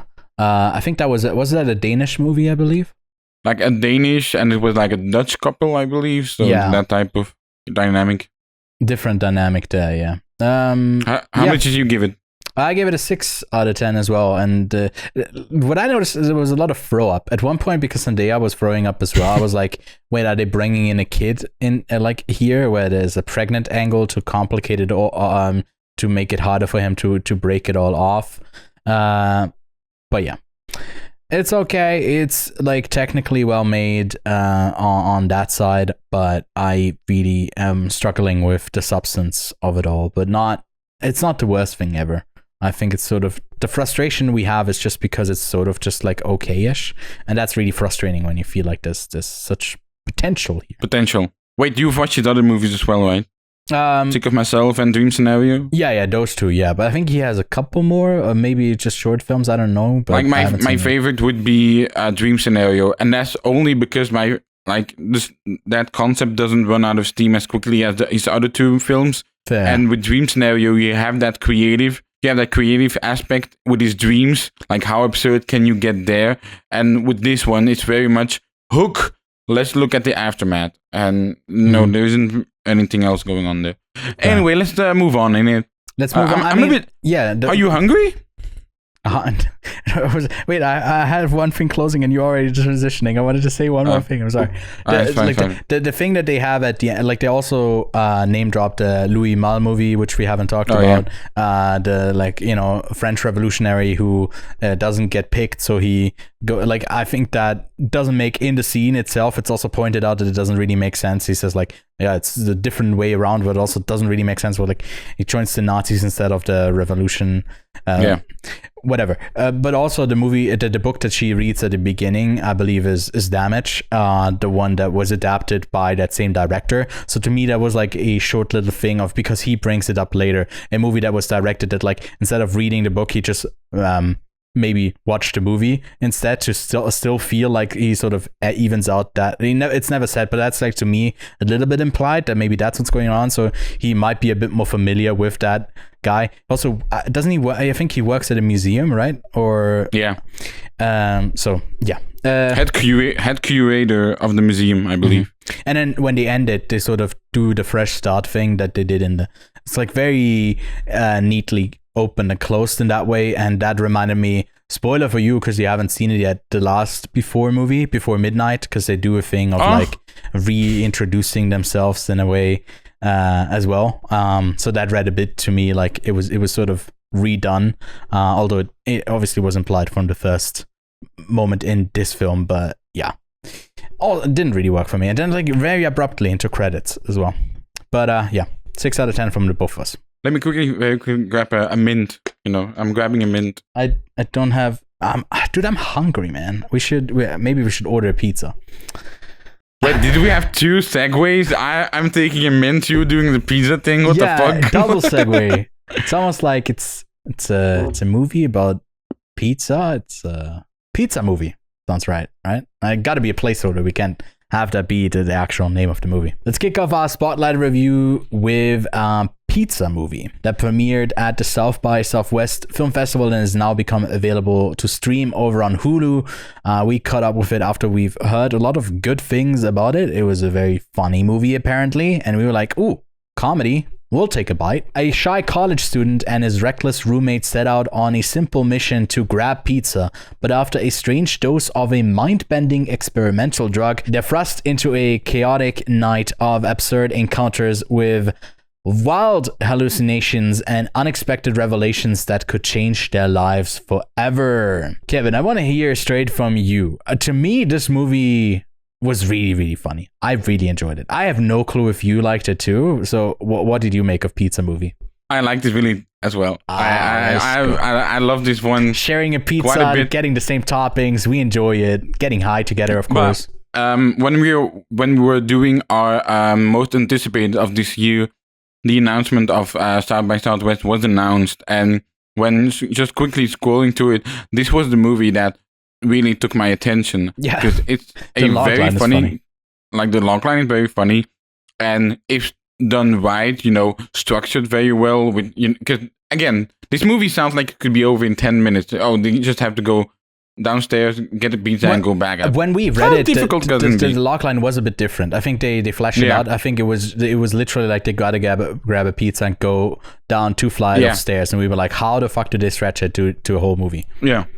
What was the runtime of the movie? The runtime is 92 minutes, so it's like, huh? How? How? I recognized a lot of faces in this movie, and it's not like, the main actors. It's also the actors in the background, because I recognize them. For example, I recognize a few people from American High. So when you go to the details of movies, you have Britt and Nick, which are YouTubers that have done sketch comedy way earlier in the day. I'm talking about 14 years ago, 15 years ago. They were some of the OGs, and they were getting like 1.5, 1.4 million views, which back in those days was mega viral. Now, whenever you have like a video getting a million views, you can't really call it viral unless it has like millions of millions and millions. But like back in the day, getting 1 million was a fucking rarity. And this movie really feels like the people that have been making sketch comedy are now getting involved in feature film making. You can see that with the production studio of American High. For example, they did Big Time Adolescents, they did Plan B. You also have All Things Comedy, which All Things Comedy is very much a stand-up comedy platform, but they have, if I recall correctly, acquired some of these digital sketch comedies channel and are like integrating the up-and-coming younger stand-up comedians who are very much Gen Z. And you can feel that in this movie. Yeah. And it's hilarious, man. There's so many bits. I don't want to tell them because I want to save them for the audience. But the Snackatron 3000 might be my favorite character. You got someone from the wizardly world appearing as a butterfly. And there, I did see David Ehrlich's review. Like I read just like a tiny bit of it, and he was like, "Oh, they stretched the in 21 Jump Street or 22 Jump Street, I believe the first one. Whenever Channing Tatum and Jonah Hill have to take drugs, and they have like little phases of the drug, he called this like this movie stretch out to 90 minutes. But here's the thing. That's a great plot device. That's what keeps the movie going. If they just had to do these adventures sort of sober, doing a cat and mouse thing of avoiding the football players and the RAs. By the way, what he did to the what he did to the football team, I did not see it coming. It's fucking great. It's so random. But it makes sense with his character. It's like getting sort of the characters right that are really gotta make sure that I don't spoil stuff here. Yeah. But because I do want people to experience it even after they hear our thoughts on it. If you haven't seen it already, really, if you got Disney Plus now, it should be coming with Hulu, so it should be quite accessible for people. But the way that they play into the stereotypes of the characters of the antagonists, but also our protagonists, I think this sort of makes sense of like, which I think isn't a spoiler, but Gaten Matarazzo's character just wants to be popular and wants to be liked. That's literally our introduction to the character, and it feels like in some ways what the like football team thing is also part of that, and it just has sort of backfired in a way, and it sort of tries to do that again, and the pairing, I think, with Jean Gimbron, who plays what's his name in the movie, Montgomery, I believe. Montgomery. His sort of non-beta-ness of being, the pussy character, like the one that's afraid, but at everything, or sort of apologizes and all, is sort of like, I don't know if you kept thinking back to Superbad, but I kept like thinking back to that dynamic. Yeah. It sort of gives off that vibe for a new generation. Of, like you said, with the bits and it almost moving in such fast pace, where the 21 Jump Street comparison of them being high, that was like the one moment with like them ice cream and sort of what they see, and then later it was pointed out, it was clear that like the guy that they were high in front of was one of the bad guys, so like maybe what they did was still in universe, but here it goes so far beyond of, it sort of becomes like, part of it is maybe, it is also not giving anything away, like sort of a time loop thing, without paying too much placing too much importance on exposition dumping all of these things. You're just thrown in this universe. You adhere to the rules that you set up. You can change them at any moment, and you just go balls to the wall, jokes, not in a way that like some of these characters are overbearing, which is with the characterization of something like the RAs. You have a fine line to walk on when it becomes too campy in a bad way, but it's like right on the line where it's like campy in a good way. And I think I was like, I give this movie a pretty good rating. I was like, "Ooh, I might even move this up. This is really, really good. This is really well done." I was comparing it to Superbad and was thinking, "Is this generation's Superbad?" I was like, "No, I feel like it's going to be less popular. It's less impactful. It doesn't have that emotional resonance that maybe Superbad has in some moments. It doesn't slow down ever, which maybe makes it the perfect movie for Gen Z's Superbad. But I felt that was holding it back a tiny bit. But it never wants to be that. It fully is its own identity and knows what it wants, and I like it for it. It also has Caleb Heron in it as well, and like I think to me his character was the only one that was like very outside of it. It's just in there for like 1 or 2 moments with gags. I never like that was that I would say like, oh, this is like sort of too much. I would cut him out or anything. But that was the character that like didn't have the much hitting thing. It was very much the popular stand-up celebrity guy who you have in here. And yeah, I had a great time with this movie, and I don't want to say much more than that. I didn't like go see it. It's pretty fun. I stay the same. I gave it an 8 out of 10. What I want to say, this really feels like it belongs in the line of movies like Spontaneous. Mm-hmm. I know you will like this mention, Joyride. It feels like it's in that type of realm of comedy. And I honestly believe Gaten Matarazzo is one of the best actors of Stranger Things alongside, Joseph Quinn. Joseph Quinn is a bit higher level, especially in the movies that he's in. But Gaten Matarazzo is a really good actor. I kind of want to shout out another movie called Honor Society, in which he stars alongside Andrew Rice. Some of these comedies, by the way, I just had like Joyride, Honor Society 3.2, Joyride 3.2. It's like, man, that's a comedy come on. effect. When you have a good comedy, like just enjoy it. Like, don't underrate it because you felt like, oh, some of these jokes were missing. Like when you have something like Pizza Movie where the jokes hit way more than miss, like just like enjoy it. I feel like we don't appreciate comedies as much these days, which is a debate that has happened a lot over the past few years, because especially in 2008, when you have Forgetting About Sarah Marshall, when you have Tropic Thunder, who really feel like the lost of a certain type of comedy era, where we, maybe don't say a few slurs anymore.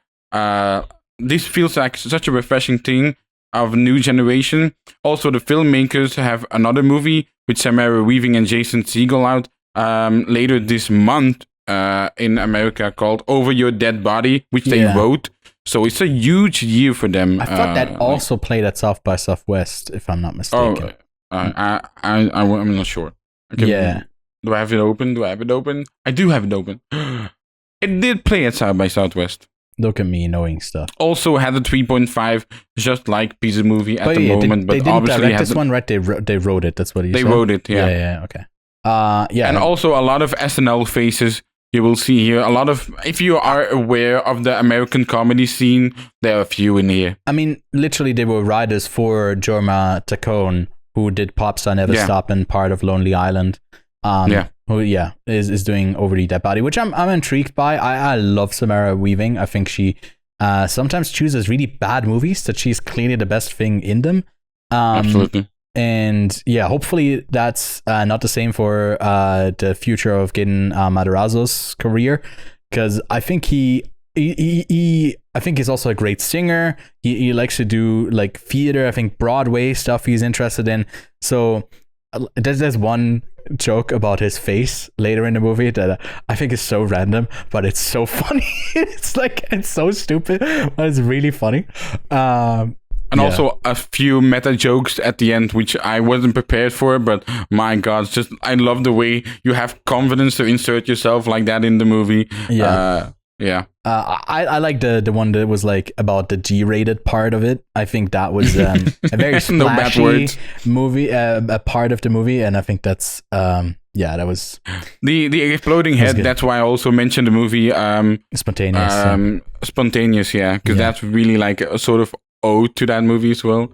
I also love the randomness of Montgomery's like love interest character, of the sort of escalation of sort of who he's going for and who he might be matching with, and it's nothing like it goes deep into the character dynamic of like the sort of the trio of people who take the drug.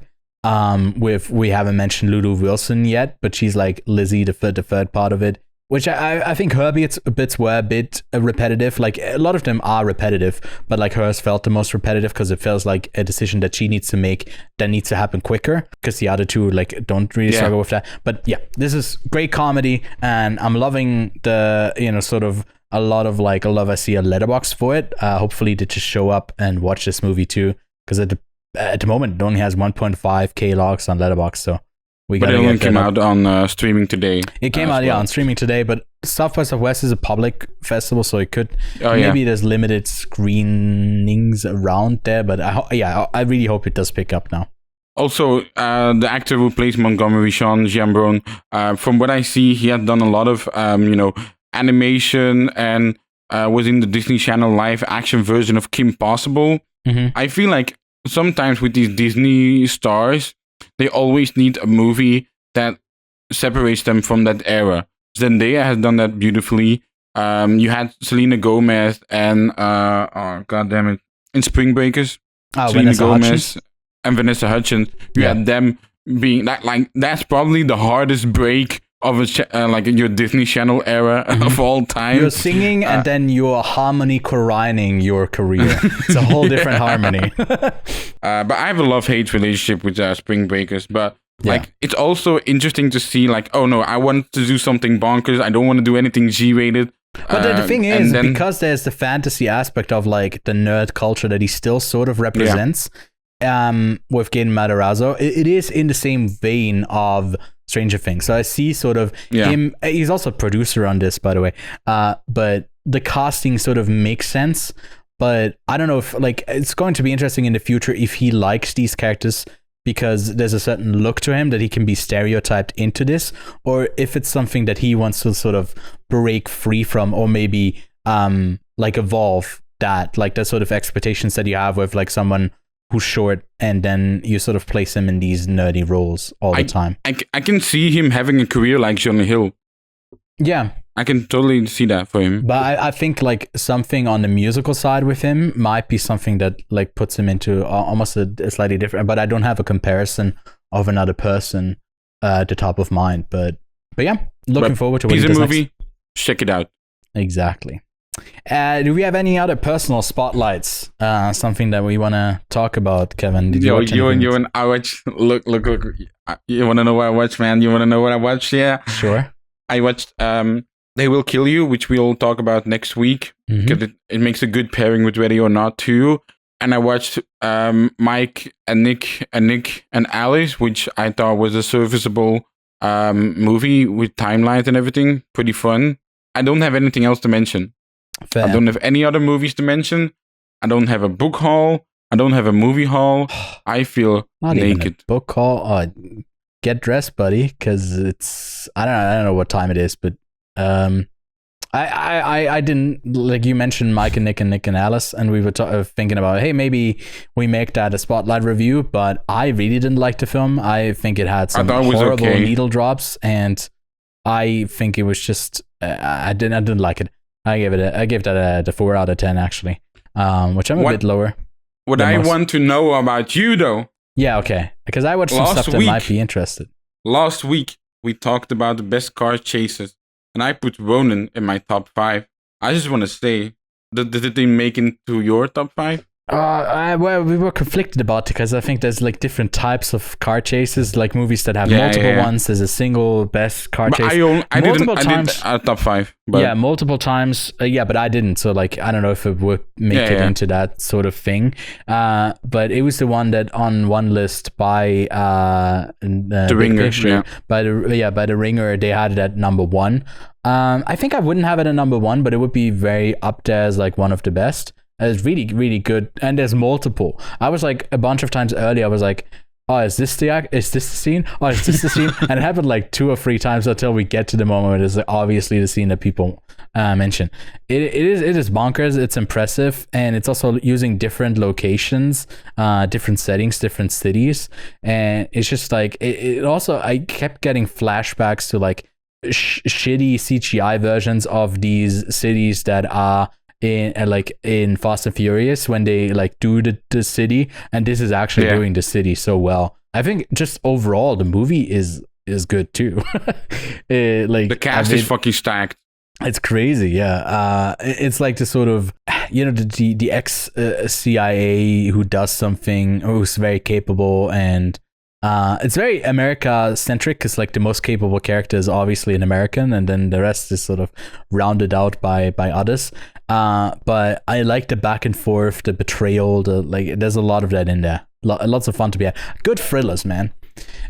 So from one Robert De Niro movie to another, with Midnight Run, which is one of my favorite comedies of all time, I should say. I absolutely adore Midnight Run. Godaz and De Niro's chemistry is unfucking matched, man. And it's so subtle. It's like nothing too big.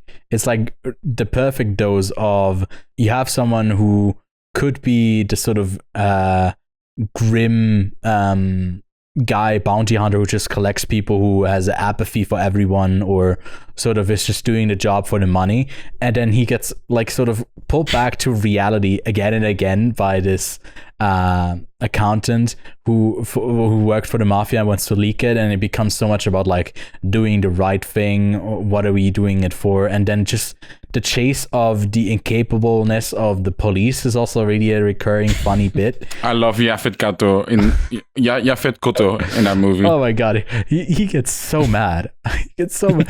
That so voice fun. As well for it. Dude, he has also had some like great roles where I really loved him in them. I've only seen a handful, but yeah, he's great in it. I think De Niro is great. It like never fully goes into the comedy, but it is a comedy, but it's not just a comedy. It has a lot of different genres to it. It almost feels like partly it doesn't have the tag. It has a thriller crime comedy. I think partly it does have the action spliced in too. I really like this. I gave it a 9 out of 10. Such a great film. And the last movie I'm going to ask you about, because I would ask you about Running on Empty, but I've decided I'm going to watch that, and we'll talk about it next week. Let's go. The last movie I want to talk to you about is The Chronology of Water. Because you didn't watch this movie at Cannes because it was in one of the smaller section, or like the debut section at Cannes. I wanted to watch it so bad. It was unavailable. It wasn't possible to. It was booked out. It was the one screening where no one was giving up their seats.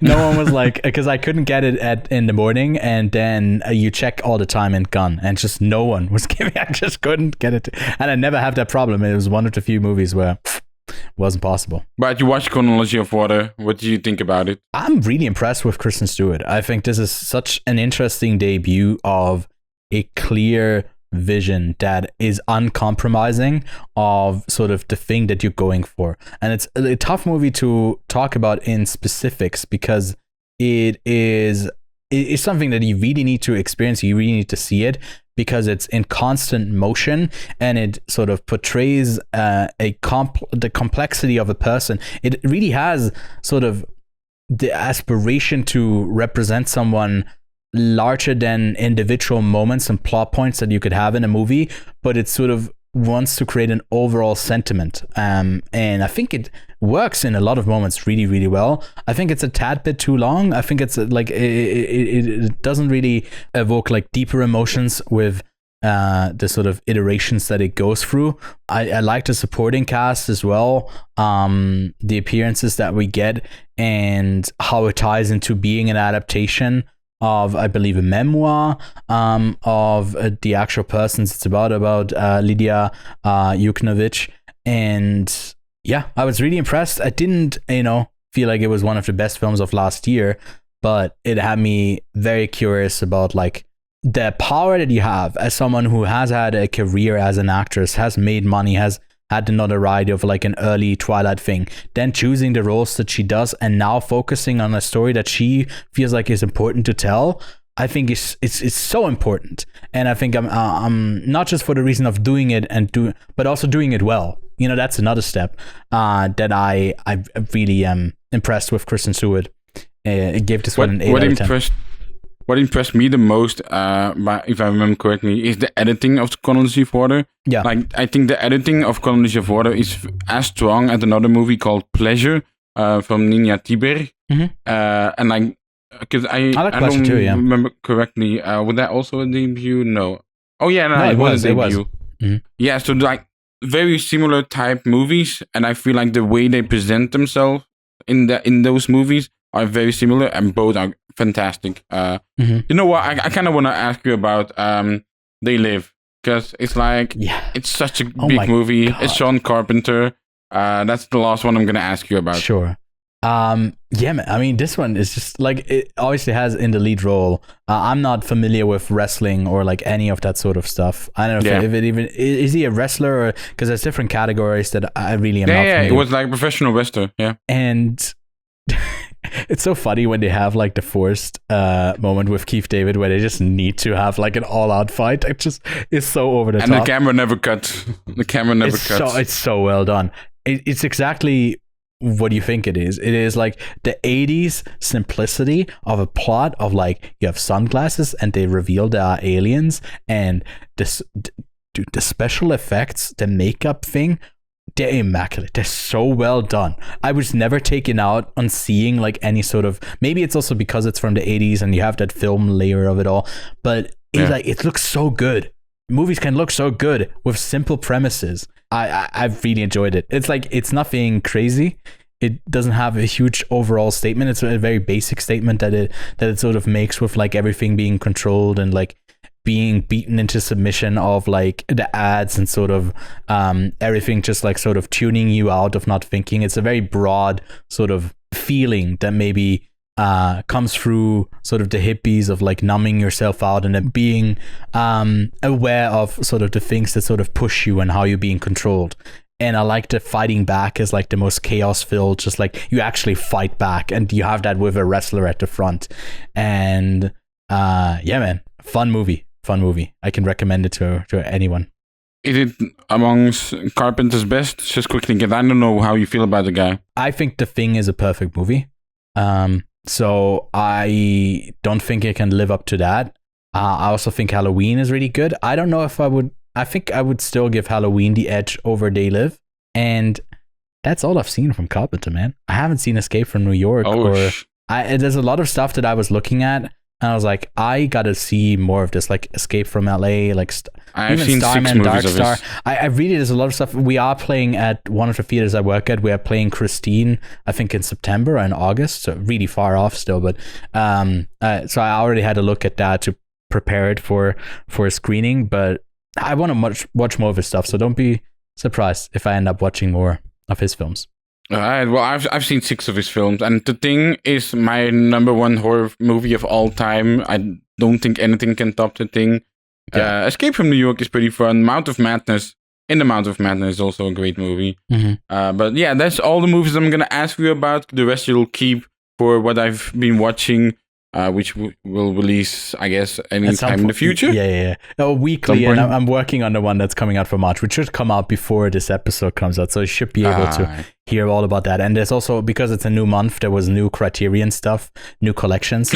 So I won't tell you about those, but there was one that's called Corporate Thrillers, and Michael Clayton is in that collection, and that's the only one I've seen, and there were like 8 or 9 other films, and I was like, I'm going through them chronologically on the line. I'm watching all of them because all of them sound intriguing to me. That's it for this week's episode. Next week, like we already teased, we're going to talk about Ready or Not 2, Here I Come, and They Will Kill You, 2 movies that are weirdly similar in a way, and also came out pretty much like, it's funny, in the States it was Ready or Not 2, and then They Will Kill You, I think 1 or 2 weeks after, and They Will Kill You came out first in some places, and now Ready or Not is coming out for you. That's why we get to talk about it next week. Also on the 9th, on I guess throughout the day on April 9th, on Thursday, we are getting the full lineup from Gunn, which we'll discuss in detail next week. We'll also probably have some spotlight reviews for Outcome, an Apple movie that's streaming over there with Keanu Reeves, and we might even I'll have a look at Thrash, which is the next sort of shark I think movie you'll have a look. Phoebe Dynevor, which I'll check it out.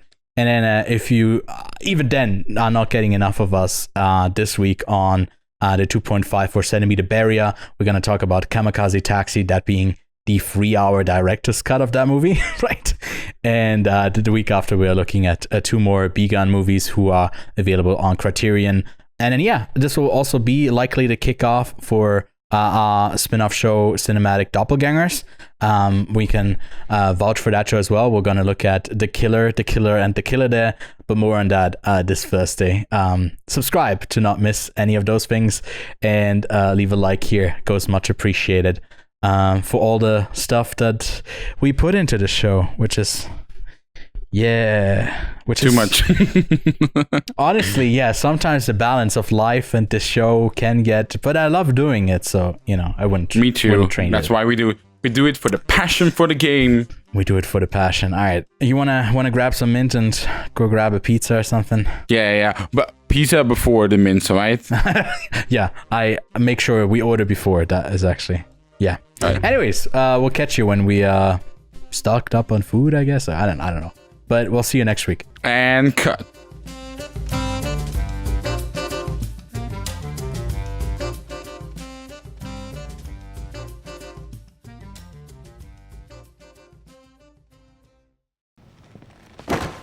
Pizza time.